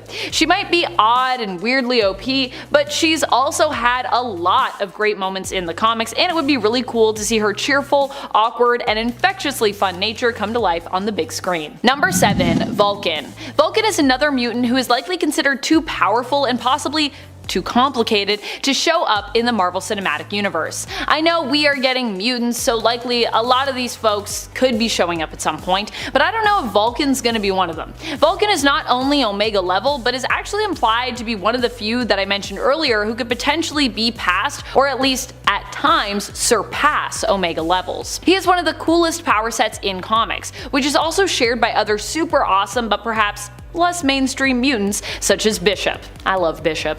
He's another mutant that I would love to see show up in the MCU with the X-Men crew at some point. I mean, we did get Cable and Deadpool, so I feel like that could be possible. Vulcan has no limit to the type of energy he can absorb and utilize, even being able to harness magical or cosmic energy from the likes of Adam Warlock, although I do believe he does have limits when it comes to how much energy he can harness or utilize. Vulcan also can use his powers to reduce or even turn off the powers of those that that he faces. Vulcan is Gabriel Summers, the mysterious younger brother of both Scott and Alex Summers. The one that for years we were like, does he exist? Why did Mr. Sinister randomly mention him and then we just never saw him? And then he finally showed up. In the 2000s, he was like, hey, just been here all along, doing other stuff in space, being real messed up. Number 6. Sentry. The Sentry would be an interesting character to have in the MCU because he is actually a hero who was retconned into existence. The Sentry is Robert Reynolds, who was revealed to be a drug addict that was looking for a fix when he stumbled upon the Golden Sentry serum, and accidentally basically became a hero. Unfortunately, due to the fact that Bob was mentally unstable, he ended up not just becoming the world's greatest hero, but also having another persona who was considered the world's greatest villain, known as the Void. When it was revealed that the Sentry and the Void were both Bob Reynolds, the heroes banded together to help Sentry make the world forget that he ever existed, which basically allowed the Void to also not exist. In so doing, Bob went back to living a relatively normal life, but when his memories began to resurface years later, he would return. Doing so would also awaken the Void within him, and it would once again be revealed, this time more to all of the heroes, that the two, hero and arch nemesis, were actually connected and the same person. Number 5. Silver Surfer. The Silver Surfer is one of the strongest beings in the Marvel Universe. He is considered to be the most powerful of all Galactus' heralds, and despite usually being associated with that Marvel antagonist, typically acts as a hero, even choosing to stay on Earth for a time after coming to warn them of the arrival of Galactus. Silver Surfer is Norrin Radd, a hero who possesses the power Cosmic, which grants him tons of astonishing abilities. The power Cosmic is OP. He's also virtually indestructible, being immortal, invulnerable, and having a healing factor, even if you could hurt him. He also now is basically untouchable, being intangible as well. And that might sound like a setback, but he can still merge with other living beings, in essence bonding with them and using them as a host. So even though he can't physically touch stuff, he kinda still can. The Silver Surfer isn't just powerful alone either, he also possesses the power to bestow portions of his powers on others, which would have been really handy when everyone was dealing with Thanos, his army, and the Black Order in Avengers Infinity War. Number 4. Hope Summers. Hope Summers is the adopted daughter of both Cable and later Cable's wife in the future, who is actually also named Hope, but not the same Hope. Hope was the mutant Messiah baby, the first new mutant born after the events of M-Day, and actually originally she didn't have a name at all. The baby would be raised by both Cable and Hope, only being given the name Hope Summers after her adoptive mother died, so she was basically named after her. Hope's mutant powers allow her to mimic the powers of others, managing to use those powers at their peak potential, even if she's completely inexperienced with them or unaware even of what they are or how they work at all. Hope's use of any powers she adopts is intuitive. She doesn't need to make physical contact to mimic them, she just needs to be in the area of the mutant who possesses them as well. Her own powers cannot be absorbed, and she has a calming effect on others' mutant abilities, basically helping to perfect and stabilize them. So Hope's also just a powerful character to have around if you're a mutant who's like, I don't really know what I'm doing. This makes her an integral part of the Five, a group of mutants responsible for resurrecting fallen or lost mutants of Krakoa. Despite the fact that Hope's powers are believed to be restricted to the adoption of other mutant abilities, she and Scarlet Witch together rid the world of the Phoenix Force during Avengers vs. X-Men. Now, this is kinda weird because Scarlet Witch no longer is a mutant in the current comic book continuity, which could imply that Hope's powers mimicry is actually not therefore mutant exclusive. Unless something else was going on there and it was more like Scarlet Witch influencing Hope, I don't know, but I'm just saying if Hope was influencing any of that, that doesn't make sense if Scarlet Witch is no longer a mutant. Unless that's all a lie, and that's gonna be re-retconned away. Please do that. Please do that. Number 3. Phoenix. One hero that it seems is really hard to get right when it comes to the films is Jean Grey. Jean by herself is already likely too powerful to show up, although I will say I think you can make that work if you just, I don't know, put more of a lockdown on her power set. However, if we are talking Jean unleashed, Jean at her full potential, that's just not going to work. And if we're talking about bringing Phoenix into the mix and bonding Phoenix with Jean, that's also going to be a huge problem. Anytime you have a character like that who has the power to warp or manipulate reality, you're going to have a challenging time writing any kind of threat for them to face. As with what usually happens with Jean Grey, you can have the Dark Phoenix come in and play villain, you can have Jean struggle to control her own powers and even struggle to maybe hold on to her sanity in the face of her powers, but a hero who happens to have control and be able to basically fix the world as she sees fit, that's a problem. It's like any villain you face, you're just gonna be like, well, you're gone. You never existed.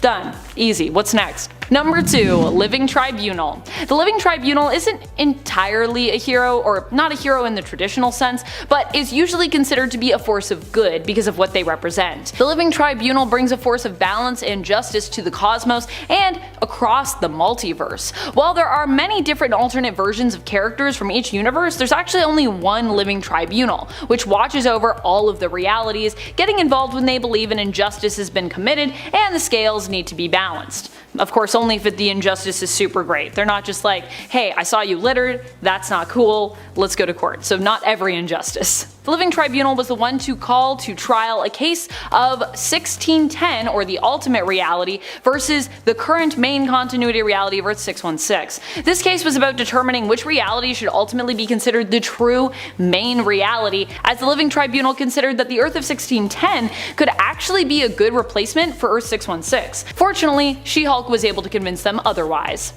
because She-Hulk is an amazing lawyer. Number 1, the Brothers. The Brothers are a duo of cosmic entities who exist even outside of their respective multiverses, as each one represents either the DC or the Marvel multiverse. These two characters initially showed up in a crossover comic called DC vs. Marvel, which already made it unlikely that we'll see them anytime soon in the MCU, because we would then need a crossover movie, which I don't think is going to happen yet. Maybe at some point. For a time, the brothers considered fighting one another in an attempt to acquire complete uniqueness, but instead decided, as they were pretty evenly matched, that they should appoint representatives from their universes to act as their champions. It's believed that the brothers are actually more powerful than the sum of their parts, meaning that even the Living Tribunal could be considered below them in terms of power levels and importance. While the brothers also have a male-centric name, the Brothers, it should be noted that they're actually genderless, so they're also kind of the sisters. They're just whatever. They're just called the Brothers. They look like giant mechs, so you know.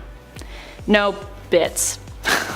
I don't think. Number 10, Quasar. Quasar is Wendell Vaughn, a being of pure quantum energy. When armed with his quantum bands, he is even more powerful. The quantum bands allow Quasar to create constructs and shields. They also give him the power to absorb energy and complete quantum jumps, effectively teleporting. Quasar managed to survive in a fight against Annihilus, attempting to teleport away before he was destroyed, but only managing to do so at the last minute with his mind. For a time, he'd become trapped in the negative zone mentally, ceasing to have a physical form, passing on the mantle of Quasar for a time to Phyla-Vell and Nova's Richard Rider after. However, Quasar's defeat during Annihilation would seemingly only make him stronger, as after a time he managed to somehow regain his physical form, returning only to go on a journey to the Cancerverse, acting as a scout for his own universe. Existing as a being of pure quantum energy means that Quasar is a powerful hero to go up against, and might make him too powerful for the Marvel Cinematic Universe in the end. Good old Wendell. Number 9, Gladiator. Gladiator is one of those heroes whose powers are only limited by his own state of mind. Literally. Gladiator's confidence is directly tied to his power levels, and the more confident that he feels, the more unstoppable he becomes. For a time, Gladiator actually ruled his people as the Magister of the Shi'ar Empire, out in space. But more recently, he decided to step down, believing that Anarimani was needed on the throne, and relinquishing his place to Xandra. Gladiator himself is Kalark, a Strontian, who went through an enhancement process to make him worthy of the rank of Gladiator. He is immensely powerful, being super strong, fast, agile, invulnerable, and possessing a healing factor. He is capable of interstellar flight and is an incredibly gifted and experienced fighter. And friends, if you are liking this list and you want more lists like it, if you want that part 3, I don't know if we can do one, but I mean there's a lot of characters in the Marvel Universe, so I'm sure we can. Be sure to let us know by giving this video a thumbs up. Number 8, Black Bolt. Black Bolt is the king of the Inhumans. We probably won't see him anytime soon in the MCU, not just because you'd then have to explain all about the Inhumans and what they're up to, and because he's super OP and can wipe out most opponents with just a whisper, but because we already tried to introduce the world to the Inhumans via their own television series, and it did not go well. Black Bolt, however, still has some pretty cool powers, and the Inhumans are a pretty cool bunch, if we did feel that they might be a good fit. We just might have to tone down Black Bolt's powers somewhat, or maybe also find like another way to have them? I don't know. He was considered considered powerful enough to take on Thanos, and he even survived a one-on-one battle against him in the comics. He was able to shatter Thanos' armor during their fight, though his powerful voice did not harm the Mad Titan directly. Rats. He also seemingly killed one of the most powerful Omega-level mutants around, Vulcan, who was on part 1 of our list. However, this was later retconned to not have actually happened, as we later learned during Hickman's reign over the X-books that Vulcan actually survived the fight. Apparently. He looked pretty dead. It looked like he was pretty dead, but he survived. How? We don't know. Number 7, Starbrand. Another cosmic hero who right now is in the care, I suppose, of the Avengers is Starbrand. Well, one of the Starbrands. There have been other Starbrands before in Marvel Comics, but this one is unique in the sense that she is just a little baby, or maybe more of a toddler now, actually. Either way, it would be pretty weird to see such a powerful young one fighting as a member of the Avengers, unless we're thinking of going the route of Baby Yoda, I guess, aka Grogu in Star Wars. Still, it seems unlikely. Whether it's little baby Selby or Kevin Connor, it's very unlikely that we're going to get either of the Starbrands out in the MCU. Their invulnerability, super strength, matter manipulation, energy manipulation, cosmic awareness, and healing powers may simply just be too much for the MCU to handle. Sorry, Starbrands. Number 6, Hyperion. Hyperion is known for being Marvel's version of a literal Superman. Sure, we have Sentry and Captain America, who are comparable in terms of their powers and their role, but Hyperion in the newest Heroes Reborn series seemed to be really exuding those Superman vibes. Here, Hyperion was the leader of the Squadron Supreme of America, an elite team of heroes who were also all kinda messed up. Hyperion himself seemingly had a god complex that perhaps was well earned considering what he was capable of. When all their enemies escaped their negative zone prison, Mark Milton as Hyperion was the first to respond, and he handedly took down pretty much everyone who got out, including Galactus, a version of Gladiator, a version of the Beyonder, a Giant Man version of Ultron / Evil Hank Pym, and a version of the Annihilation Wave. Granted, this Hyperion technically is an alt version, but either way you slice it, either way you dice it, any version of the hero is really too powerful and likely too similar to DC's Supes to make an appearance in the MCU. Number 5, Magik. Teleporters always rank high on my list of powerful heroes because I think teleportation is super OP, and Magik is definitely no exception there, although she is exceptional. So exceptional in fact, if we didn't get to see her in the MCU, I personally would not be surprised. True, we did get to see Magik appear in the New Mutants film, but that itself was outside of MCU continuity and canon, so doesn't count. Which is really unfortunate, as Anya Taylor-Joy was perfect in that role, and we likely won't get to see her take up the mantle again, which kinda bums me out. Magik is a member of the New Mutants who is also known for being not just a powerful teleporter, but magic wielder as the ruler of Limbo. This is where Magik teleports through to get where she is going. While in Limbo, she also becomes god level due to her attachment and relationship with the dimension. Magik also has a dark side known as Dark Child. While in her Dark Child persona, she becomes virtually unstoppable and generally a lot more evil. Number 4, Nova. It feels pretty unlikely that we'll ever get to see any version of Nova show up in the Marvel Cinematic Universe at this point. Why? Well, because the Nova Corps were seemingly wiped out by Thanos when he went after them for the Power Stone.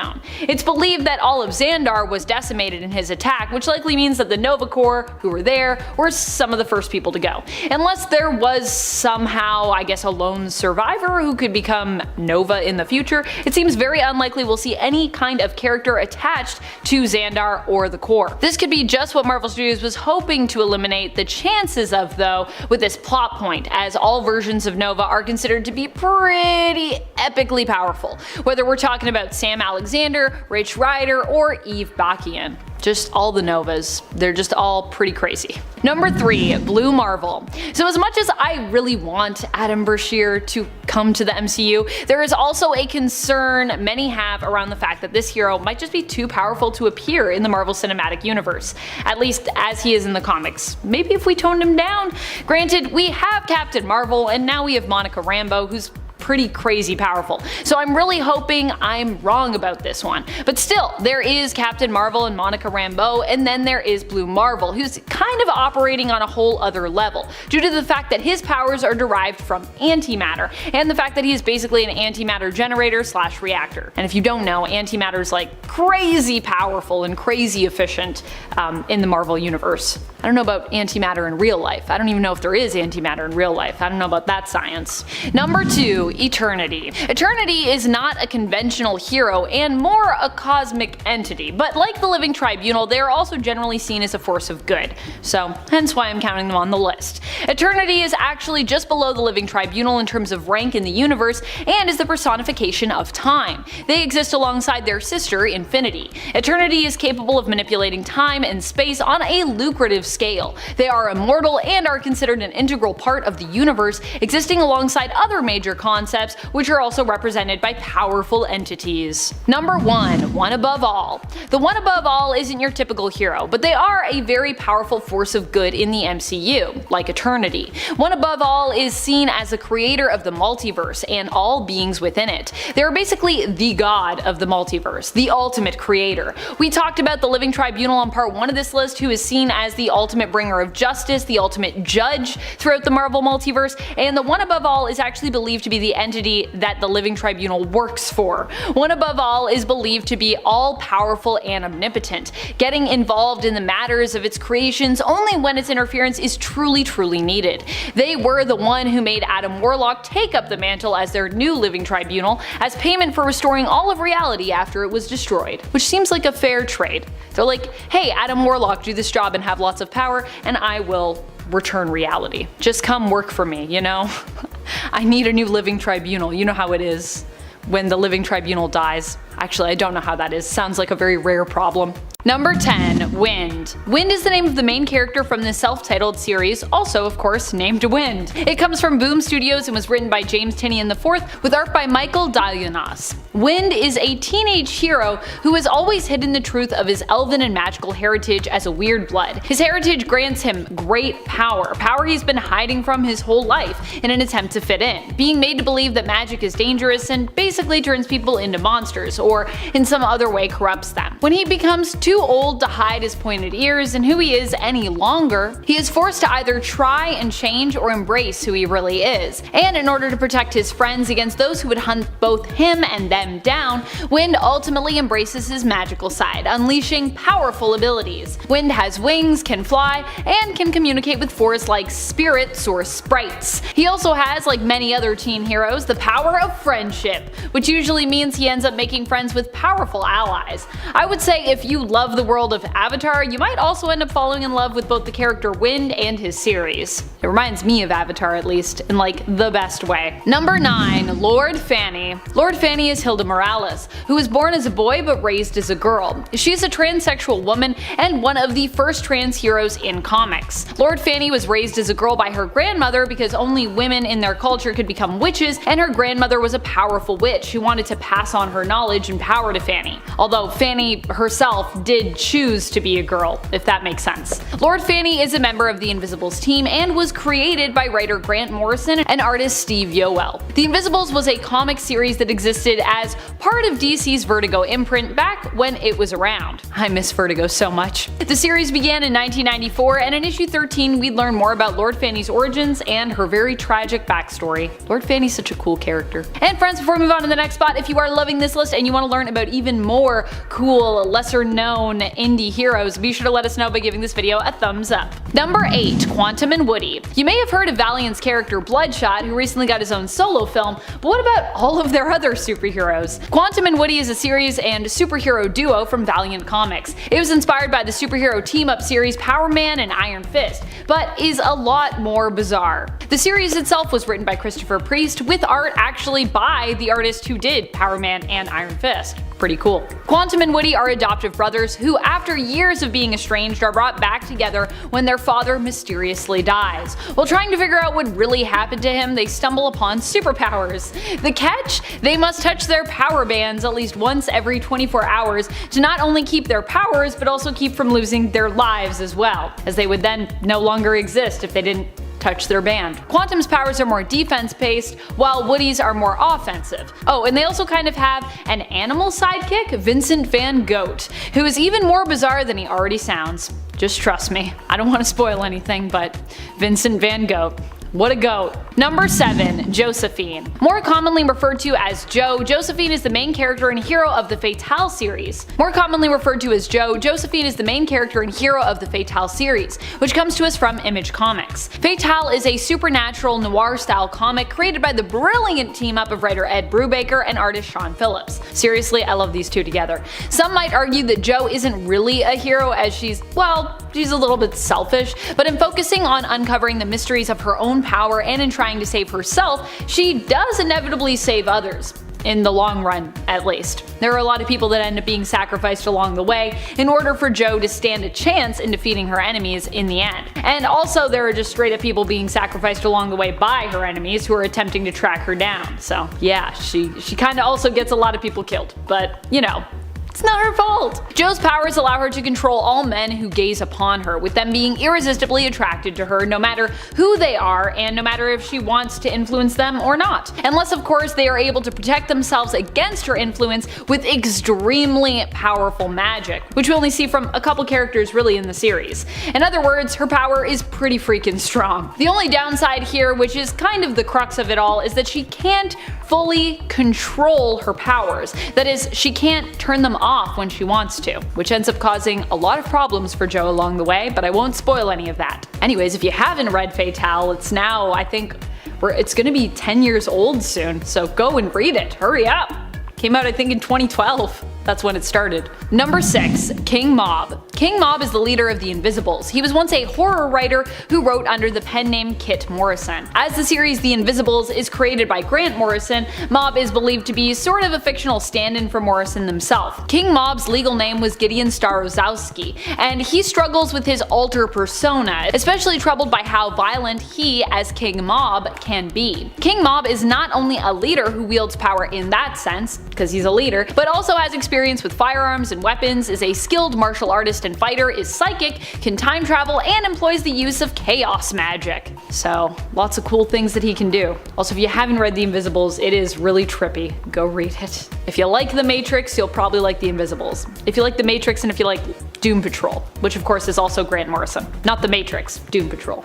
Number 5. Laura Wilson / Persephone. Laura Wilson is the main character of the Wicked and the Divine series from Image Comics. The series was created by writer Kieran Gillen and artist Jamie McKelvey. In this story, gods come to life cyclically, being kinda reincarnated. This is known as the recurrence. Laura herself is obsessed with the gods and the pantheon, who are all of course re-emerging at the time. She wants nothing more than to be a god herself. At least that is what she thinks she wants, until her wishes kind of come true. She is revealed to be Persephone, who is believed to be the final god to return during the recurrence. As Persephone, she can summon plants and vines and control them. She also seems to have some kind of control or influence over the underworld. Laura can also create fireballs and reveal to others past events, summoning visions of the past even if she was not present for those events. Number 4. Sludge. Sludge is a hero or anti-hero who comes to us initially from Malibu Comics and was created by writer Steve Gerber and artist Aaron Lopresti. Sludge was once Frank Hogue, a dirty NYPD police officer who accepted bribes in exchange for favors when it came to drug dealings. He was ordered by the crime boss he worked for, John Paul Marcello, to kill another likely dirtier cop. When Frank refused Marcello's request, Marcello had him killed instead. After being shot, a grenade went off, knocking him into a bucket of chemical waste. Who put that chemical waste there? The waste would merge with him after he was dumped into the sewers, turning him into the super-heroic monstrosity Sludge. Sludge possesses a healing factor and super strength. He could also kill or mutate his opponents with just a touch. Kinda turns them into sludge. It's pretty dark, really. Number 3. Radiant Yellow. We don't know that much about the newest Radiants, but we do know that they seem interested in protecting innocent people from whatever craziness is currently going on. Okay, hard to keep talking about all of this Radiant Black series without spoiling anything, but once again, I'm gonna try my best. Radiant Yellow appears to be an older gentleman, and as far as I know, we don't really know his name yet. What we do know is that each Radiant seems to have their own power set. At least that's what we're being led to believe by the story and the imagery used. confused. It hasn't exactly all been laid out yet, which is honestly kind of what makes this series so much fun. There's so much we don't know. The mystery of it all. Radiant Yellow, however, seems to have powers based in perhaps light manipulation. To me, that's what it looks like the force blasts that they emit are based in, and it also looks to me like they can perhaps manipulate light to create illusions. That's just based on the imagery that's surrounding them in the comics. Like the other Radiants, Yellow isn't too experienced and doesn't seem to understand the full extent of their powers just yet. Radiant Yellow comes to us from the Radiant Black series, which belongs to Image Comics and is written by Kyle Higgins, who, yes, was also the initial writer of the Power Rangers series, and it was also created by artist Marcelo Costa. Number 2. Exo Manowar. Valiant Comics actually has a whole stable and universe filled with supers, including this one here, Exo Manowar. Exo Manowar is actually the name of the sentient armor that is tied to our hero in this series, Auric of Dacia, a Visigoth from the 5th century AD. Auric would end up being abducted by aliens and enslaved for years before he managed to escape. Auric learned of where his captive's armory was kept and basically ended up getting there and then getting the Exo Manowar suit. He then bonded with the suit and used that advanced tech to escape his captors. However, due to interstellar travel, by the time he arrived back on Earth, it was now the 20th century, basically modern day. Eric would have to adjust to this very different world, and along the way would meet other superheroes from the Valiant universe. That's right, there's not just 2 more, there's a whole bunch of them. Exo Manowar is a character created by writers Jim Shooter, Steve Englehart, and as well as artists Bob Layton and Barry Windsor-Smith. Number 1. Black Hammer. Black Hammer is Joe Weber, the title character of the Black Hammer series, written by Jeff Lemire with artwork by the amazing Dean Ormston. The Black Hammer series was made to be completely different from other more traditional superhero comics, but if I did have to compare Black Hammer to anyone from that more conventional world, I would liken him to Thor myself. Joe Weber inherited the hammer and powers of the former Black Hammer when he died, being transported to the realm of New World as soon as he himself had picked up the fallen hammer. There he learned that he was meant to become the new Black Hammer, replacing the fallen one as Starlock's new and most powerful warrior in the fight against Starlock's evil twin, the Anti-God. While being the title character, Black Hammer isn't actually the main character of this series. As we learn near the end of issue number 1, Black Hammer sacrificed himself to save the world from the Anti-God and keep his fellow superheroes and friends alive. But what really happened to him, and just how and why are his teammates now seemingly trapped in the timeless and kinda eerie town of Rockwood? Well, to find out, you'll have to read on, true believers. But honestly, you should just go read Black Hammer because it's pretty great. Everyone go read all the Black Hammer things. It's like a whole universe now. And at 10, Tony Stark. Wilson Fisk's men attempted to kill Anthony Stark in order to silence his drunken singing, forcing Sheriff Rogers to intervene and save his life. Tony Stark later donned the suit of battle armor to save the life of Red Wolf. However, this suit looks more like a train than a battle mech suit, and in all honesty, it's the perfect combination of these two things. First appearing in 1872 #1 from 2015, this version of the Iron Man armor is one that I want to see someone cosplay because holy damn, this look is based off the original Iron Man suit, and like, you know, the one Tony Stark built in a cave with a pile of scraps. Yeah, it's that one, but make it dark steampunk basically. But by steampunk I also mean steam engine. Well, combustion engine. I don't know much about trains. You know the train that Marty and Doc used to get the DeLorean up to 85 and then back to 1985 and Back to the Future Part 3? Yeah, that, but an Iron Man suit. I feel like the Tony from 1972 was the one who made that train fly and time travel. I feel like he was the one that Doc went to. In a 9, Gazer Beam. Simon J. Palladino, also known as Gazer Beam, is a minor character in The Incredibles. He only briefly appears in the film alive, but his disappearance and death really is what sets the events of the movie into motion. Gazer Beam was a member of the superhero team known as the Phantasmics, but conflicts with Everseer led him to leave the team, and he soon joined with the Thrilling Three as their new leader upon the death of Dynaguy, which he also later left. He appeared alive at the wedding of Elastigirl and Mr. Incredible, but during the superhero ban, Gazer Beam was an activist for superhuman rights, wanting the ban on supers to be revoked. 15 years later, he would be one of the most recent victims of the Omnidroid, with Bob having noticed his disappearance becoming a story in the newspaper. His final act before dying though was to use his powers to carve Kronos on the cave wall in which he was hiding, in the hopes that someone would discover it and put an end to Syndrome's evil schemes. An act that was really what made the Incredibles Incredibles able to stop Syndrome's scheme and save the day, since without it Bob wouldn't really have learned what the mission was. And yes, I used a character from The Incredibles on this list because he was a superhero in the past. Deal with it. And at 8, Stardust the Super Wizard. However, this is a case of a superhero forgotten in the past, so another use for the term from the past. Stardust the Super Wizard is a fictional superhero from the golden age of comics who originally appeared in American comic books published by Fox Feature Syndicate, and first appeared in Fantastic Comics #1 in 1939. Stardust the Super Wizard was featured in 16 issues of Fantastic Comics, and this was before superheroes were really trying to be better than criminals, as Stardust would basically kill all of his enemies in various ways with his wide array of powers. And when I say wide array of powers, I mean it. This guy has about as many powers as a Lantern Corps, if not more. Superhuman strength, speed, durability, and endurance, vast knowledge of interplanetary science, master of space and planetary forces, skilled detective, formidable brawler, accelerated perception, extrasensory perception, augmented respiration, interplanetary flight, indestructibility, telepathy, transportation, metamorphosis, transmogrification, telekinesis, selective omniscience, which is awesome, and luminous skywriting. And then throw on whatever other powers he needs to have thanks to the story, because he's a freaking wizard and it's 1939. This, with the combination of just offing people he didn't like, makes him absolutely nuts.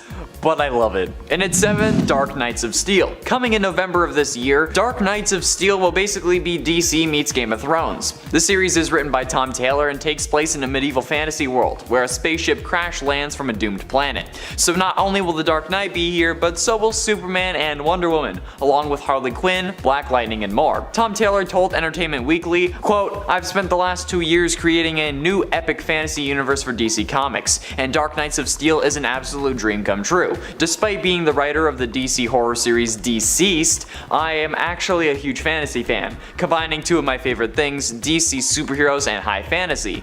It's my absolute happy place, and honestly, I couldn't agree more. I love medieval stuff. It's why I love Skyrim and Game of Thrones, and why my name is the Cheese King. I love fantasy stories, and I can't wait to sink my teeth into this one, especially when in the preview we got for this series, we can see what is in essence a character sheet base, or like character stats for Superman. So if they include one of these with every issue, you can have a real DC based fantasy Dungeons and Dragons game with like official stats.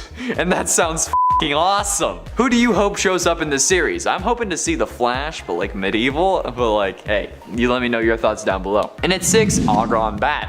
Argon Bat is a Japanese superhero created by Suzuki Ichiro and Takeo Nagamatsu in 1931, who originally debuted in a Kamishibai, which is a paper theater. Argon Bat is considered by some to be the world's first superhero, and is a precursor to later superhero characters such as the Japanese Prince of Gamma, as well as well-known comic book characters like Superman and Batman. Argon Bat was created by 16-year-old Takeo Nagamatsu and 25-year-old Suzuki Ichiro in 1931. And the two were inspired by drawings of mythological characters in Tokyo's Unio Royale Museum to create a new hero based on science rather than mythology. Argon Bat is a being from ancient Atlantis who was sent forward in time 10,000 years to battle evil forces threatening the present day. He has a golden skull-shaped head, wears a green and white swashbuckler outfit with a high-collared red cape, and carries a rapier. His superpowers include superhuman strength, invulnerability, and the ability to fly. Plus, I mean, he was sent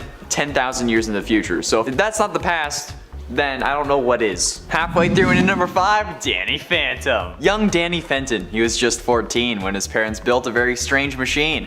It was designed to view a world unseen, that realm being the ghost dimension aptly named the Ghost Zone. When it didn't quite work, his folks, they just quit. Then Danny took a look inside of it. There was a great big flash and everything just changed. His molecules got all rearranged. And then this 14-year-old kid gained the ability to transform into a human or into a ghost. Danny Phantom is one of my all-time favorite cartoons, and it helped to shape me into who I am today. So of course I'm going to include it as a superhero from the past because he's from my past, okay? That's right, I found a way to work it in. While in his ghost form, Danny has multiple abilities, including flight, invisibility, intangibility, and to possess people at first. However, as the series goes on, he gains more abilities, such as ghost rays, which are bolts of energies from his hands, cryokinesis, and his ghostly wail, which he learns sooner than he's supposed to, thanks to a version of himself from the future, who he ends up fighting in the 2-part hour-long episode titled Ultimate Enemy, in which present Danny gets dragged to the future, where he's turned evil, thanks to combining with his primary adversary and uncle, Vlad Plasmius. So he also got dragged into the future, thus meaning that he was from the past. Boom! You looking for this? In it for Phantom Rider. Carter Slade was born and raised in Ohio in the mid-19th century, along with his brother Lincoln. Eventually, Carter decided to move out west to the new territories in order to become a school teacher at a new settlement in Montana. However, he came across a group of people slaughtering helpless homesteaders. Though he fought bravely, Carter was eventually defeated, shot multiple times, and slowly dying from his injuries. He was brought to a native medicine man called Flaming Star, who had many years before seen a shooting star that brought with it a special dust. Flaming Star took this as a sign that a champion would one day be sent to them to fight injustice. He believed that Carter was this champion and gave him most of his costume, along with the dust, which Carter used to make the rest of it and tame a white horse he called Banshee. However, Carter would eventually die while trying to save his brother Lincoln from a cave-in, which results in Lincoln taking over the mantle of Phantom Rider. Basically, it's Ghost Rider from the Old West. And I think it's without the demon. Getting close to the end in number 3, Captain America. After being a kid from Brooklyn who just wanted to help, Steve Rogers volunteered for an experimental procedure to make super soldiers to aid the Americas during World War II. However, after the experiment was successful, the rest of the equipment was destroyed along with the genius behind it. However, after falling from an experimental drone plane into the North Atlantic Ocean, he spent decades frozen in a block of ice in a state of suspended animation. Quite literally being a superhero from the past, even in real world standards, since this was also his reintroduction into the Marvel Comics Silver and Bronze Age. I think we all know this story at this point thanks to the absolute success of the MCU, but it's still easy to forget that Cap was originally from the 40s until comic books were on the rise again in the 60s, which is really interesting because, like, in the most literal sense of the word, Captain America is a hero from the past, and is probably the most fitting character for this list for that reason, but there are a couple more that I wanted to talk about, so I put him at number 3. Penultimately, in at number 2, Black Knight. Marvel Comics' first Black Knight, Sir Percy of Scandia, first appeared in the medieval adventure series Black Knight numbers 1 to 5 from Atlantic Comics, the 1950s precursor to Marvel Comics, and this ran in 1955. The original Black Knight is Sir Percy of Scandia, a 6th century knight who serves at the court of King Arthur as his greatest warrior and one of the Knights of the Round Table. While the modern Black Knight seems to be making an appearance in the Eternals, the original Black Knight was recruited by the wizard Merlin and adopts a double identity. He pretends to be totally incompetent until changing into the persona of the Black Knight. As the Black Knight, Percy wields the Ebony Blade, which Merlin forged himself from a meteorite. The modern version, known as Dan Whitman, is the original Black Knight's descendant and the supervillain Black Knight's nephew. He inherited the mystical Ebony Blade that carried a curse and took the Black Knight mantle to help restore honor to it. And I gotta say, it's a really weird family dynamic that you got going on. This family reunions must be really awkward. Finally, in at number 1, Paul Manning. In the year 5700, we see a hero known as Paul Manning, who would appear whenever the world was in danger. However, it was revealed that this Paul Manning was in fact the Green Lantern known as Hal Jordan, who would be brought to the year 5700 by the Solarians. They would also wipe his mind and clear his memories to implant him with new ones, which is where Paul Manning came from. It was a created identity by the Solarians to get Hal to save them whenever they were having issues, or maybe if a really important cat was stuck in a tree. Eventually though, after being brought to the future many times, Hal ended up subconsciously creating an evil doppelganger of himself who took over the Paul Manning identity, and went on to terrorize the Solarians. He would then be defeated by actual Hal and would be converted into a functioning member of society. However, this was also all pre-Crisis, and after the collapse of the multiverse this no longer applies to the main continuity version of Manning. But it's still pretty interesting nonetheless. Like, imagine being pulled into the future and not even knowing it. By that logic, any of us could be from any point in the past, and we just wouldn't know. And at 10, Cassandra Cain. Cassandra Cain is the fourth Batgirl. Born with the assassin David Cain and Lady Shiva as her parents, she was trained to become the perfect warrior. Her father deprived her of speech so that she would learn movement and physicality as her first language. Batman adopted her into the Batman family during No Man's Land to replace Helena Bertinelli as Batgirl. Cassandra would eventually turn her Batgirl costume over to Stephanie Brown and become a member of Batman Incorporated as Black Bat. Trained by her father to be the ultimate weapon, Cassandra was not taught to speak. Instead, her father relied mostly on actions to communicate with her. He also cut her off from the outside world, only exposing her to anything or anyone other than him when absolutely necessary. As a result, the parts of her brain normally used for speech and language processing were trained so that she could read other people's movements and body language to recognize their thoughts without verbal communication, and predict with uncanny accuracy their next move in a fight. This also caused her brain to develop learning functions different from most, so it's like a form of dyslexia that hampers her ability to talk, read, and write. And at 9, Beast Boy. Beast Boy's parents, Mark and Mary Logan, were geneticists that would travel the jungles of the world to study their wildlife. Beast Boy was brought up in the jungles of Brazil, Africa, India, and several other places. The Logans became particularly interested in a rare species of green monkey, which honestly I understand. But the day they finally found them, something terrible happened. Beast Boy was bitten by one of these monkeys and contracted a serious illness called cicudia. To save him, his parents attempted to cure him with a new serum, which bestowed him with his iconic shape-changing abilities, and as a side effect, his skin, hair, and eyes all turned green. Beast Boy was originally the youngest member of Doom Patrol, however revealed in Homecoming, Mento's harsh discipline and less than encouraging attitude finally alienated him from his surrogate family, and he stuck out on his own. Looking for a new place to live, he came to Jump City, where he encountered Robin, Starfire, Raven, and Cyborg. Afterwards, the five formed a new team of their own, the Teen Titans. And it ate Aqualad. Operating as Aqualad by his king's side as the first leader of the Teen Titans, he briefly worked under deep cover as the loyal lieutenant of his father, Black Manta, to bring down the Light and their partner. Eventually, King Orin retired his heroic duties and Calder took over the mantle of Aquaman, joined the Justice League, and became their leader by July of 2018. In February 2019, he officially stepped down as their leader, and Aqualad eagerly expected to become a member of the Justice League alongside Speedy, Robin, and Kid Flash. However, when it became clear that that wasn't happening, he decided to accompany Robin and Kid Flash to investigate Cadmus Labs. There they found the Genomorph Project and Superboy, whom they liberated. Aqualad, Kid Flash, and Robin set off on an unsanctioned mission to protect CEO Selena Gonzalez from the League of Shadows, but despite their best efforts, Gonzalez still vanished. And at 7, Miss Martian. When she first came to Earth, Miss Martian was a bubbly, exceptionally sweet, polite, and caring individual, although occasionally shy young Martian girl who longed to fit in on Earth and become a member of a team. However, being from Mars and having never really interacted with humans before, she was frequently unfamiliar with Earth's customs. She felt especially uncomfortable with her telepathy, as on Mars it's the prime form of communication, but on Earth it's not really a thing. But she was also quite inexperienced, but eager to please. By 2016, she had become considerably more serious, but still retained her caring side.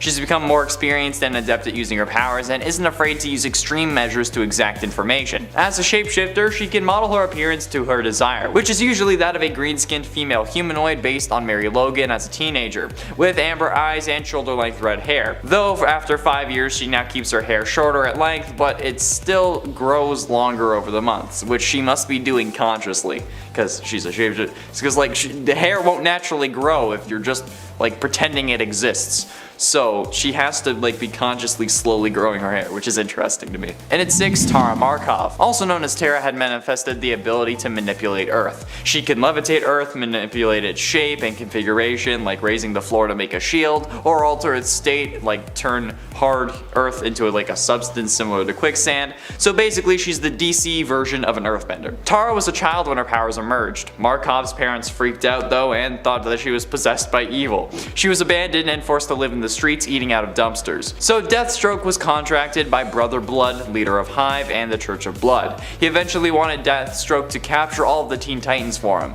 Deathstroke heard of Tara Markov and her powers, and he devised a plan to use her as a spy and, if needed, a bargaining chip.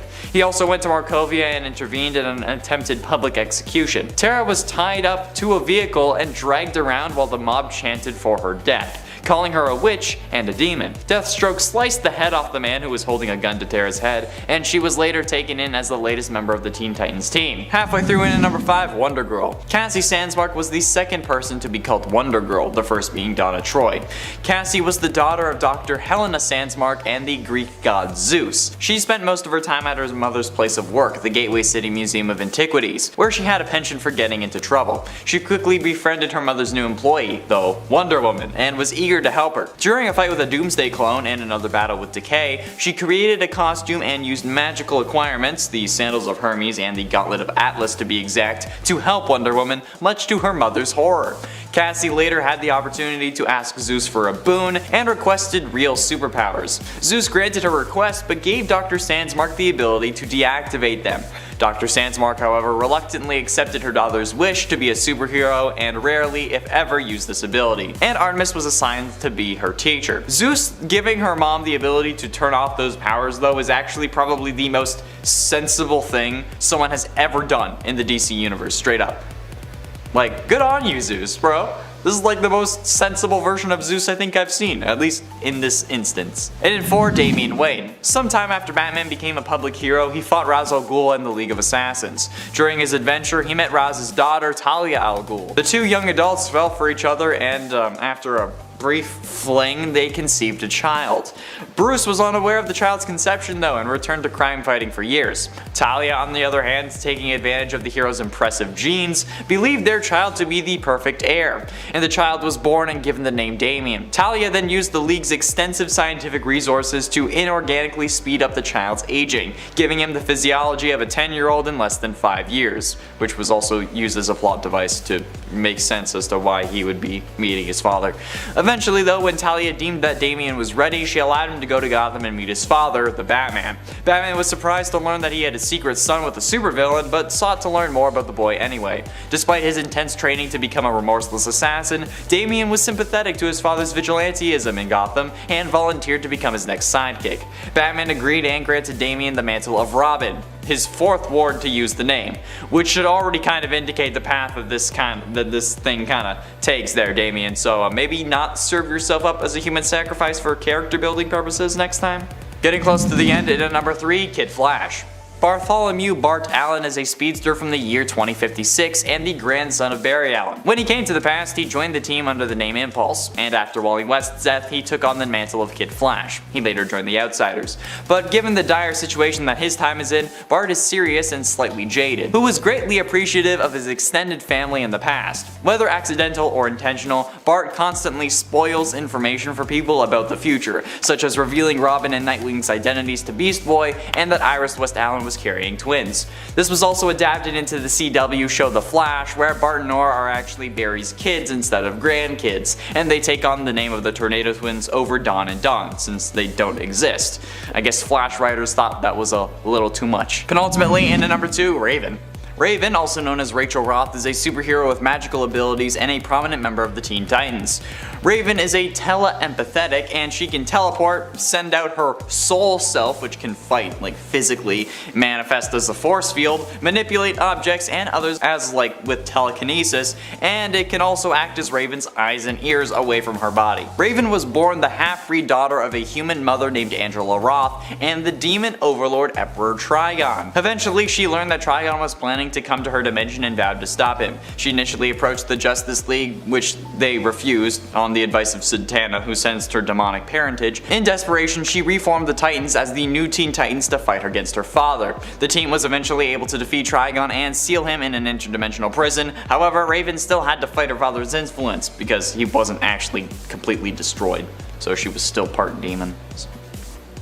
Yeah. And finally, in at number 1, Superboy. Superboy, aka Con-El or Connor Kent, yeah, you know why I mentioned that, was a genomorph, a binary clone of Superman and Lex Luthor, and a founding member of the Young Justice team. On February 25th, 2019, Superboy had revealed himself to the world and left the team in order to become a member of the Outsiders. After he became engaged to Miss Martian, the couple traveled to Mars to prepare for their upcoming wedding, but he historically sacrificed himself to protect the Martians from a gene bomb. Before this though, Aqualad, Robin, and Kid Flash discovered the Xenomorph Project and Superboy, whom they liberated. The four youths stood up to their mentors and declared that they were ready to prove themselves as heroes. While Batman considered their argument, Kid Flash and Superboy stayed with him. Together they faced the Terror Twins at the Central City Mall, and they formed a covert ops team where they were given their own headquarters in Mount Justice. And they were introduced to Miss Martian, which would ultimately lead to Superboy's death. So, sorry bro. Coming in at number 10, we've got Genie. We'll start with one that seems to cause some continuity clashes, but it's plenty entertaining anyway. Throughout the 2099 universe, we meet descendants and followers of heroes that made Marvel so famous. Great-grandchildren of classic heroes are all about, and oftentimes the original supers have died, disappeared, or become decrepit to fight crime. New folks come around to replace the old folks. It's the way of the world. However, in many Marvel stories, Doctor Strange manages to outlive all sorts of folks thanks to his magical abilities. This is not the case in 2099 though, as he's nowhere to be found. In his place is another person who goes by the name Strange, and this time it's a woman. Also known as Genie, or possibly Sorceress Supreme, this magical mistress realized she had magical abilities and worked to perfect them on her own. Idolizing her older brother, she followed him one day and witnessed him being attacked by Skrulls.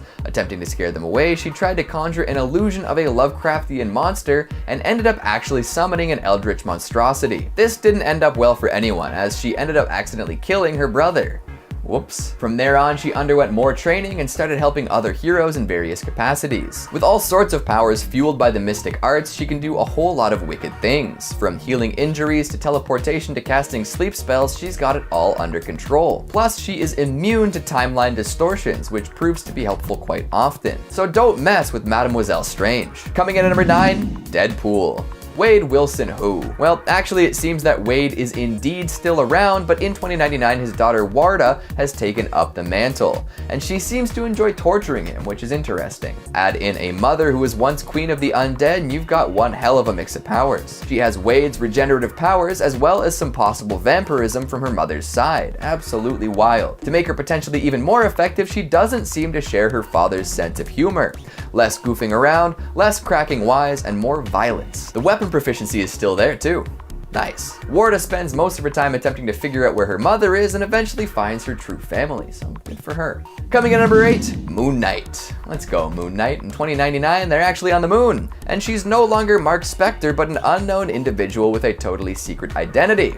How cool is that? Wielding a bevy of powerful gadgets and weapons, Moon Knight acts as the server of vigilante justice on the moon-based city of Adelan. Stalking the night, or whatever version of night is on the moon, she keeps the many Inhumans who call that place home as safe as she can.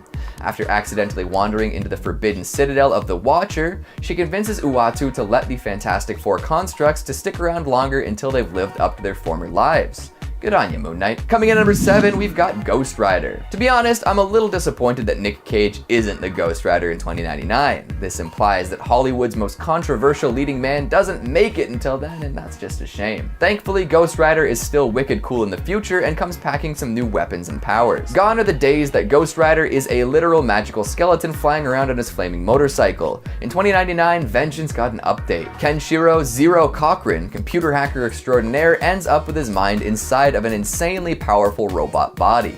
A Cybertech 101 warbot to be exact. And this robot is jam-packed with all sorts of futuristic weaponry, from eye lasers to a hand that can transform into a whole bunch of weapons to a retractable chainsaw embedded in his arm. Oh, and also a 50 caliber gun and grenades. Still a weapon for vengeance though, Ghost Rider manages to project the image of a flaming skull, just like the OG, using his holographic capabilities. Now that's how you future-proof your superhero. Coming in at number 6, Hulk. Our futuristic gamma-fueled beast is definitely a contender for strongest ever. However, unlike the original Hulk, he's not quite immortal. I won't get into the nitty-gritty here, but even a base power higher than the first Green Giant isn't enough to keep you alive against all odds. Too bad too, because this is a really cool reimagining of a classic hero. In 2099, a movie producer named John Eisenhart decides he wants to do a movie about the Knights of Banner. This group worships Bruce Banner like a god and tends to move around all over the place. When Eisenhart finds out he can't get the rights to their story, he turns them into the police, close, but feels guilty afterwards. He tries to find a way to help them out, but gets caught in the blast of a gamma bomb, turning him into a brand new green monstrosity. He's got more base strength than the original Hulk, sharp teeth and claws useful for ripping and tearing, and even holds onto his human intelligence once transformed. Able to lift up to 150 tons and leap hundreds of feet in a single bound,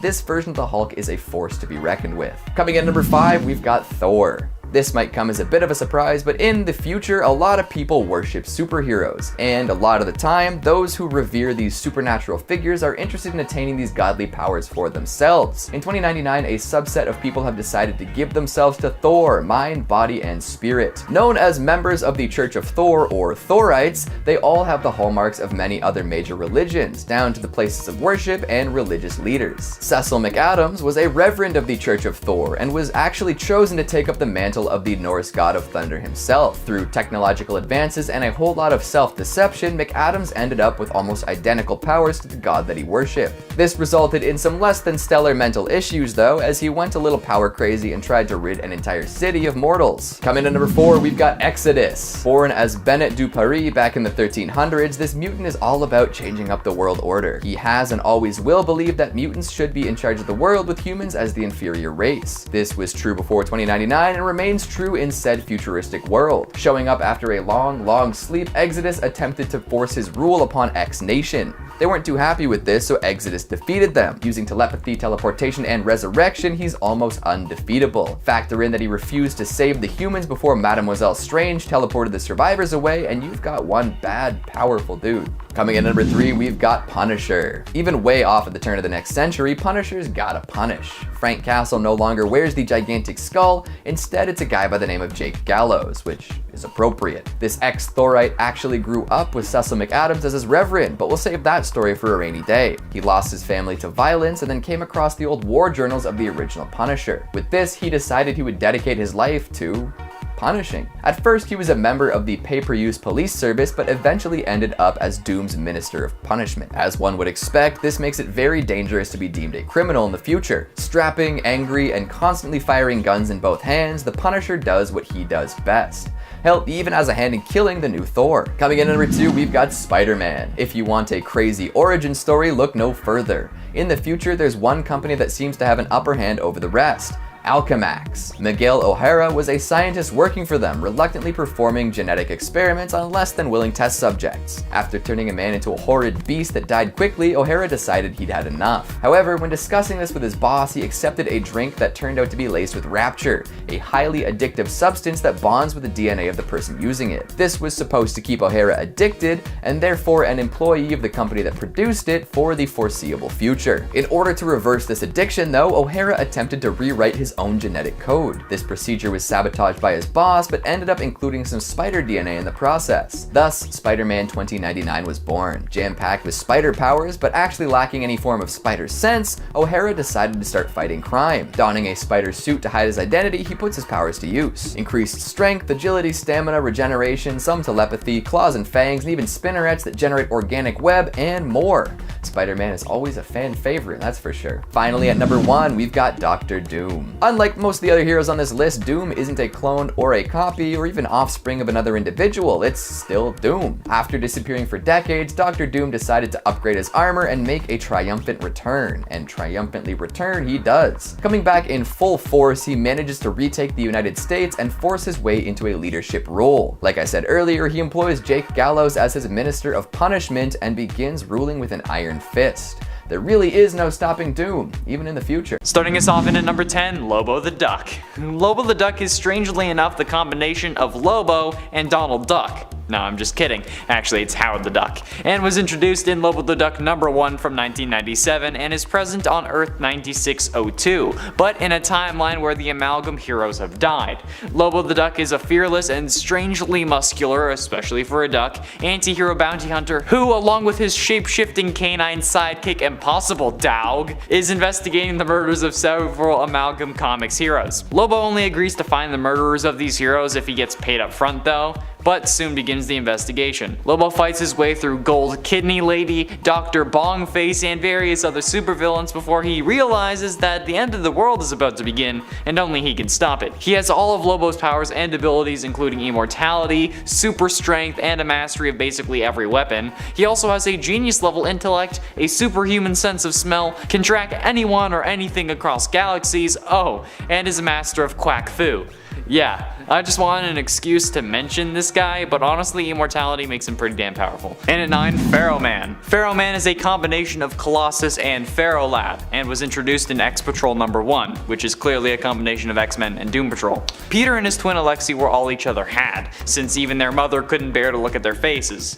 That's not even a face a mother could love. The twins shared everything from the moment they were born, but one day while saving Alexei's life from an oncoming truck, Peter changed into living metal, stopping it, revealing to himself that he was actually a metamutant. But Alexei was unfortunately not. Alexei's growing resentment drove him away from his brother until eventually he left Peter alone.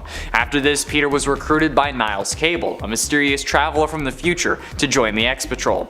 In their first appearance in X-Patrol number 1, Pharaoh Man and his metamutant teammates became involved in the siege of Latkovia against Dr. Doomsday, a combination of Dr. Doom and Doomsday, which already sounds like Bad News Bears. He has all the powers of Colossus but can change into this form at will, like Pharaoh Lad. And at 8, Harold Stark. Harold Stark is a combination of Iron Man and Green Lantern, and was introduced in Iron Lantern number 1 in 1997. While making modifications to a stationary flight simulator, suddenly the simulator took off with Hal still inside. It seemed to be drawn to a crashed alien spaceship, but the simulator quickly lost power and crashed as well, but only yards from that spaceship. The crash left Hal in bad shape, with jagged metal piercing his chest, but nevertheless he made his way to that spaceship. That's resilience, where he found the corpse of an alien. In an effort to keep himself alive though, Hal used the alien technology in the ship to make a suit powered by the alien battery inside, which Hal noted looked remarkably like a lantern. Wearing this armor, Hal fought off the aliens who had shot down Romancer's ship, but was also seen by others, being called the Iron Lantern by the media.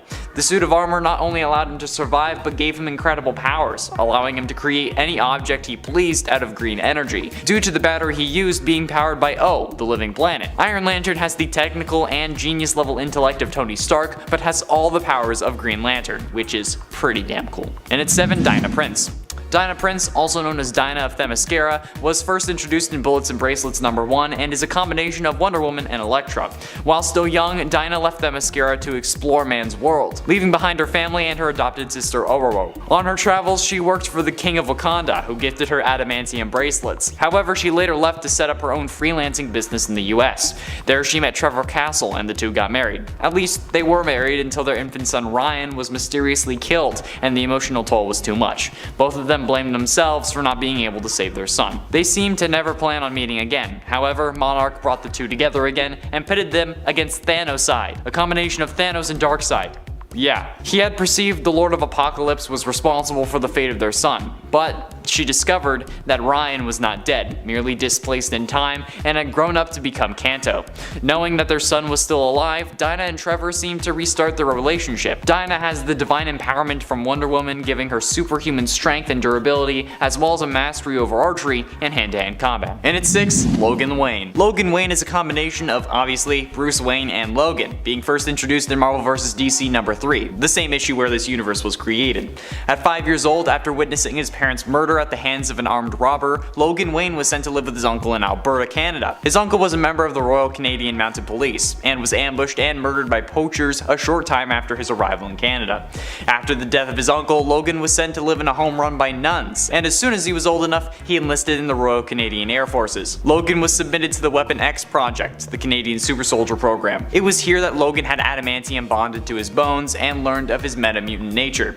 The Weapon X Project was terminated due to his failure, because Logan was ineffective as a weapon because he had a conscience. But this didn't stop him from being pretty damn badass. Having all the powers of Logan, as well as things like the Clawcopter and Clawmobile, this is in essence a superpowered Batman, which I think we all know is something to fear. Halfway through and at number 5, Robert Bruce Banner. Robert Bruce Banner is the combination of Bruce Banner and understandably Solomon Grundy, and was first introduced in Doctor Strange Fate number 1 as one of his aides. Bruce Banner was a scientist experimenting with radiation, when an experiment he was working on gone went horribly wrong. However, it fused him with the elemental entity known as Solomon Grundy. The fusion between Banner and Grundy became only known as the Skulk, and after a confrontation with Dr. Strange Fate, the Doc showed Skulk that he could keep him in his human form with use of magic. So in an effort to stay human, or at least be able to become human again, Skulk agreed to work as an agent for Dr. Strange Fate in return for the Doc keeping him in his human form, for most of the time.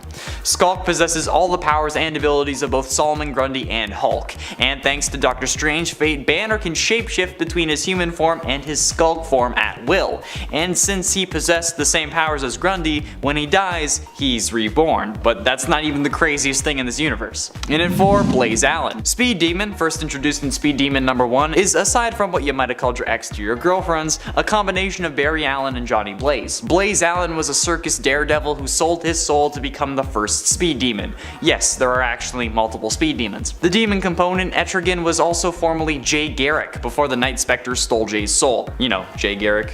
Earth 2 Flash. The Night Spectre approached Blaze and asked him to serve in his mission to collect souls from the most pure and most corrupt, which just seems weird to me, but okay, you do you. But Blaze Allen refused, so in an attempt to persuade him, at his wedding Night Spectre stole Iris's soul. Blaze then accepted the bond, hoping to get Iris back, or at least ensure her safety. It didn't work. Speed Demon speaks only in rhymes, but is a speedster with a flaming skull head that can also breathe fire. Wally West, an amalgamation of Danny Ketch and obviously Wally West, was the next Speed Demon, who accepted the power in order to help his uncle Blaze get Iris back. It's funny, because in a couple of days I'm going on vacation and I'm making it my mission to try to convince at least one person to sell me their soul. Like, it's not actually gonna work, but I think it's gonna be funny if I can do it. Getting close to the end, in at number 3, White Witch. First appearing in Doctor Strange Fate number 1 from 1996, White Witch is a combination of Scarlet Witch and Zatanna. White Witch's origin is not completely known, but when she was introduced, she was acting as one of Doctor Strange Fate's aides. Fearing that access would divide the Amalgam universe back into its original 2 universes, Doctor Strange Fate decides to capture and exterminate him, so he has Mix mystically teleport his 3 agents into his sanctum, known as Arkham Tower. Strange Fate proceeded to explain to the 3 that Access was a greater threat than any of their previous foes, including Mephisatanus or Baron Wotan. Access managed to escape Skulk and Jade Nova by teleporting, but White Witch approached him from behind, pushed him to the ground, climbed on top of him, and with a kiss, he was knocked out. Then White Witch said that you shouldn't send a girl or a monster to do a woman's job.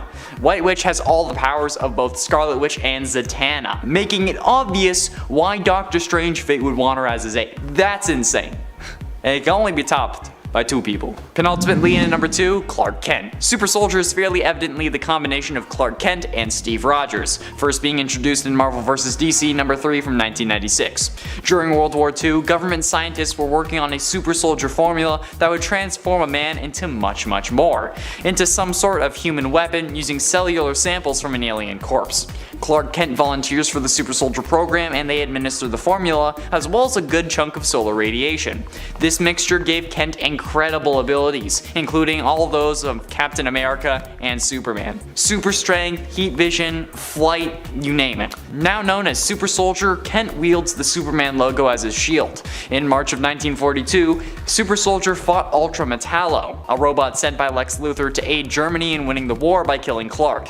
But the fight started in Washington, DC and ended above the northern Atlantic Ocean, when Clark sacrificed himself to take down the robot, sinking them both into the icy depths. Jimmy Olsen was one of the few witnesses and instead reported that Super Soldier had retired after America had declared that they won the war. 50 years later, the body was thawed out in JLA number 4 and Clark joined the Judgment League Avengers as its leader. Finally, in at number 1, Doctor Strange Fate. Doctor Strange Fate is one of the most powerful beings on Earth 9602, being a combination of not only Doctor Strange and Doctor Fate, but Charles Xavier as well. While traveling through the Himalayas, Metamutant Charles Xavier was rescued by Nabu the Ancient One, who at the time was Lord Supreme of Order, which is a pretty damn impressive sounding title to say the least. Taught the mysteries of the supernatural world by Nabu, Charles taps into the energies and forces of both telepathic and mystical, making making the Metamutant Sorcerer one of the most powerful beings in the Amalgam universe.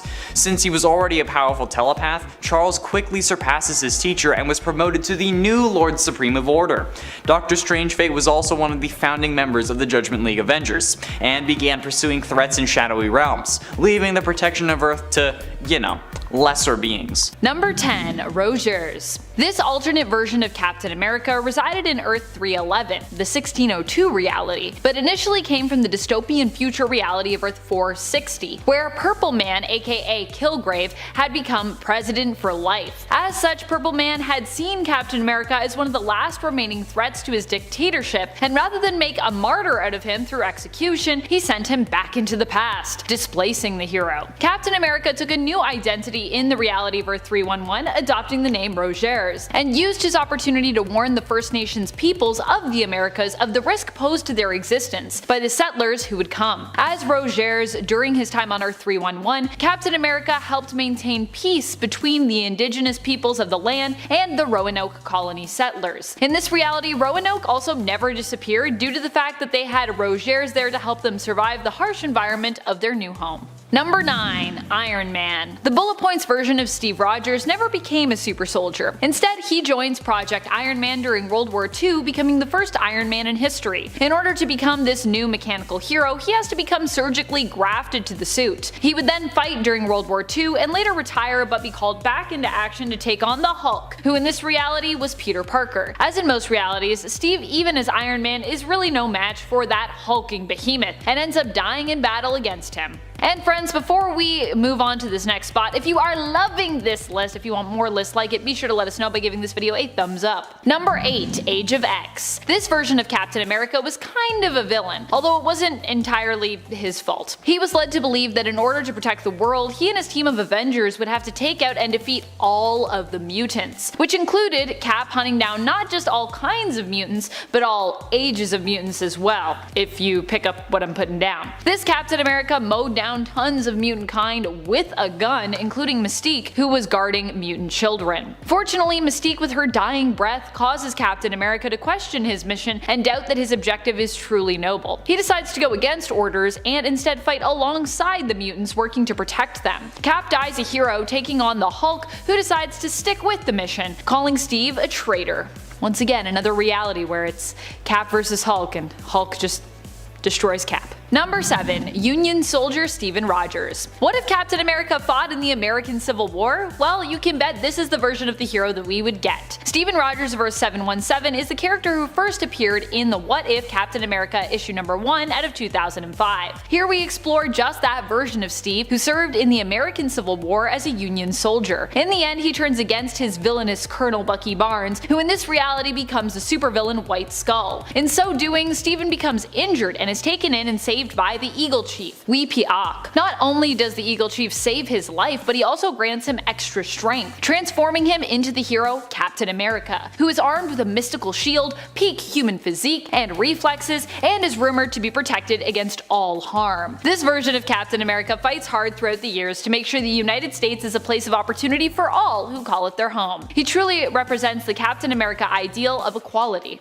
Number 6. Ultimate Captain America. In the Ultimate Universe of Earth 1610, Captain America is considered to be even more powerful than his 616 counterpart. The super soldier serum here didn't just prolong his life and leave him in peak human condition across the board, increasing his strength, speed, and durability, but it also gave him an accelerated healing factor and put him at a superhuman level when it came to his strength and his speed. It was once claimed that Steve Rogers of this reality could bench press a car. Across the board, this version could be considered stronger than the 616 version, although I would argue that 616 Captain America does have better leadership skills than our 1610 version.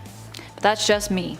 Number 5. Danielle Cage. Danielle Cage is the future daughter of Jessica Jones and Luke Cage. This could be who the future little 616 Danielle Cage ends up as, or maybe not. Only time will tell if Danielle ends up having a similar future to this alternate version of herself and Captain America, or not. In this reality of Earth 15061, Danielle Cage grows up to become the hero Captain America, possessing the abilities of both her father and her mother, meaning she is both super strong and super durable and can fly, all that good stuff you've come to know and love from both Luke and Jessica's heroic power sets. As Captain America in the future, she also has inherited and wields the Captain America shield. Number 4. MCU Captain America. I mean, of course MCU Captain America has to make our cut. The Marvel Cinematic version of the character is not only extremely popular, but is also deemed worthy enough to lift Thor's hammer, giving us that awesome fight scene in Avengers Endgame where Thor and Captain America are switching back and forth, alternating between sharing and wielding Mjolnir and Stormbreaker. This ultimately gives Cap a big power boost, being able to wield Thor's weapons, especially considering that Thor is one of the most powerful members of the Avengers team, in part because of his powerful, magical, and also kinda cosmic weapons. Number 3. Carol Danvers. That's right, Carol at one point managed to become Captain America. This has actually happened in more than one reality, but for this list we're going to focus on the version of Carol Cap that comes from the Venomverse. She appears as Captain America in Venomverse War Stories and hails from the same reality as Venom Rocket, Earth 18197. In the story she appears in, Captain America Carol Danvers and Venom Rocket battle it out as Rocket is looking to cash in on a bounty for the Kree who want Carol Danvers. Venom Rocket and Captain America seem pretty evenly matched here, but in the end, Rocket does not manage to capture Carol, and Carol seemingly ends up the victor of that match, though undoubtedly left with a pretty big mess to clean up as a result of their destructive battle. Carol Danvers as Captain America still seemingly possesses some version of her Kree physiology and her 616 power set here, making her a pretty powerful alternate version of Captain America. Number 2. Super Soldier. Super Soldier hails from the Amalgam universe. Stories and characters created using the combined lore of DC Comics' main roster of superheroes and villains and Marvel Comics' main roster of superheroes and villains. Super Soldier himself is an alternate version created by combining the heroes Captain America from Marvel and Superman from DC. Clark Kent ended up in the Super Soldier program during World War II, which used alien DNA taken from a corpse that was discovered to alter Clark Kent permanently, granting him superhuman powers. He is the combined power set of both Cap and Supes, making him pretty crazy powerful, although he also comes with his own highly dangerous villain as well, the Green Skull, and his own weakness to the ore known as Green K. So keep in mind, he does have that weakness. Number 1. Soldier Supreme. Soldier Supreme is what you get when you combine the mystical powerhouse of Doctor Strange with the all-American war hero Captain America. The result is a character who happens to be tough, strong, fast, and a gifted fighter, while also possessing tons of mystical knowledge and abilities. Soldier Supreme hails from Warp World, the reality created by Gamora when she folded the universe in half using the power of the Infinity Stones. Here, Steve Rogers participated in the Super Soldier program, which was really a front for something less scientific and more magical in nature. Conducting a series of rituals, Dr. Morgan Erskine transformed Steven Rogers into the Soldier Supreme. Kicking off the list at number 10, Deadpool Kid. Wade in the Wild West. Sign me up. Wade Wilson of Earth 1108 made his first appearance in Deadpool Merc with a Mouth issue 7. Now when we meet him, he's wanted for bank robbery, arson, software piracy, and of course stampeding pygmy goats through an orphanage, you know, everyday things that we always do. And then even in the dusty days, Deadpool still finds a way to cause trouble. He would constantly boast about him wanting to take over the town, and he had his sights set on Sheriff Fury and bounty hunter Logan. After getting shot in the head by Earth 616 Deadpool, our main Deadpool, the Kid went down. But he didn't stay down, of course. He survived and was next seen alongside Dreadpool in the hunt for evil Deadpools in the universe. Number 9. Kidpool. Similar name, but much different. Kidpool comes from Earth 10330. Now he made his first appearance in Prelude to Deadpool Core issue 2, and he started his days out as a student of the Xavier Orphanage for Troubled Boys. Now due to his abrasive personality, he of course didn't fit in with the other super kids, so he was lonely most of the time. Now one day he was sent to detention with Scott Summers, and Wade convinced Scott that they should both break out and go to prom instead. I agree, I mean detention during prom, come on, that's just cruel. But in order to convince Scotty Boy to be a rebel, Wade promised him he'd help Scott get with Jean Grey. That ought to do the trick. While at prom, Kidpool caused trouble and even fought Logan. It was a hot mess. Mistress Storm stopped the fight and Kidpool was on his way out when Deadpool arrived and also recruited this Kidpool. And before we continue with this list, if you want to go ahead and give us a thumbs up, that would be great. It helps our channel out quite a bit. You guys are the best. Thanks for your support. Now let's get right back to this video. Number 8, Deadpool. In the reality of Earth 12-101, the X-Men brought Wade to Dr. Ben Brighton, aka Psycho Man, in an attempt to cure Wade. Now they wanted him to shut down all these voices in Wade's head, but he didn't do that. He actually did the opposite. Wade was now encouraged to kill everybody in the Marvel Universe. And he started out by going after the Fantastic Four. Reed and the Thing were toast in just a couple of pages. Sue Storm held Deadpool off by making his head explode, but once he healed, she was next to go. Deadpool stole a device from Reed Richards that he used to take down the Watcher. So right off the bat, things get ugly.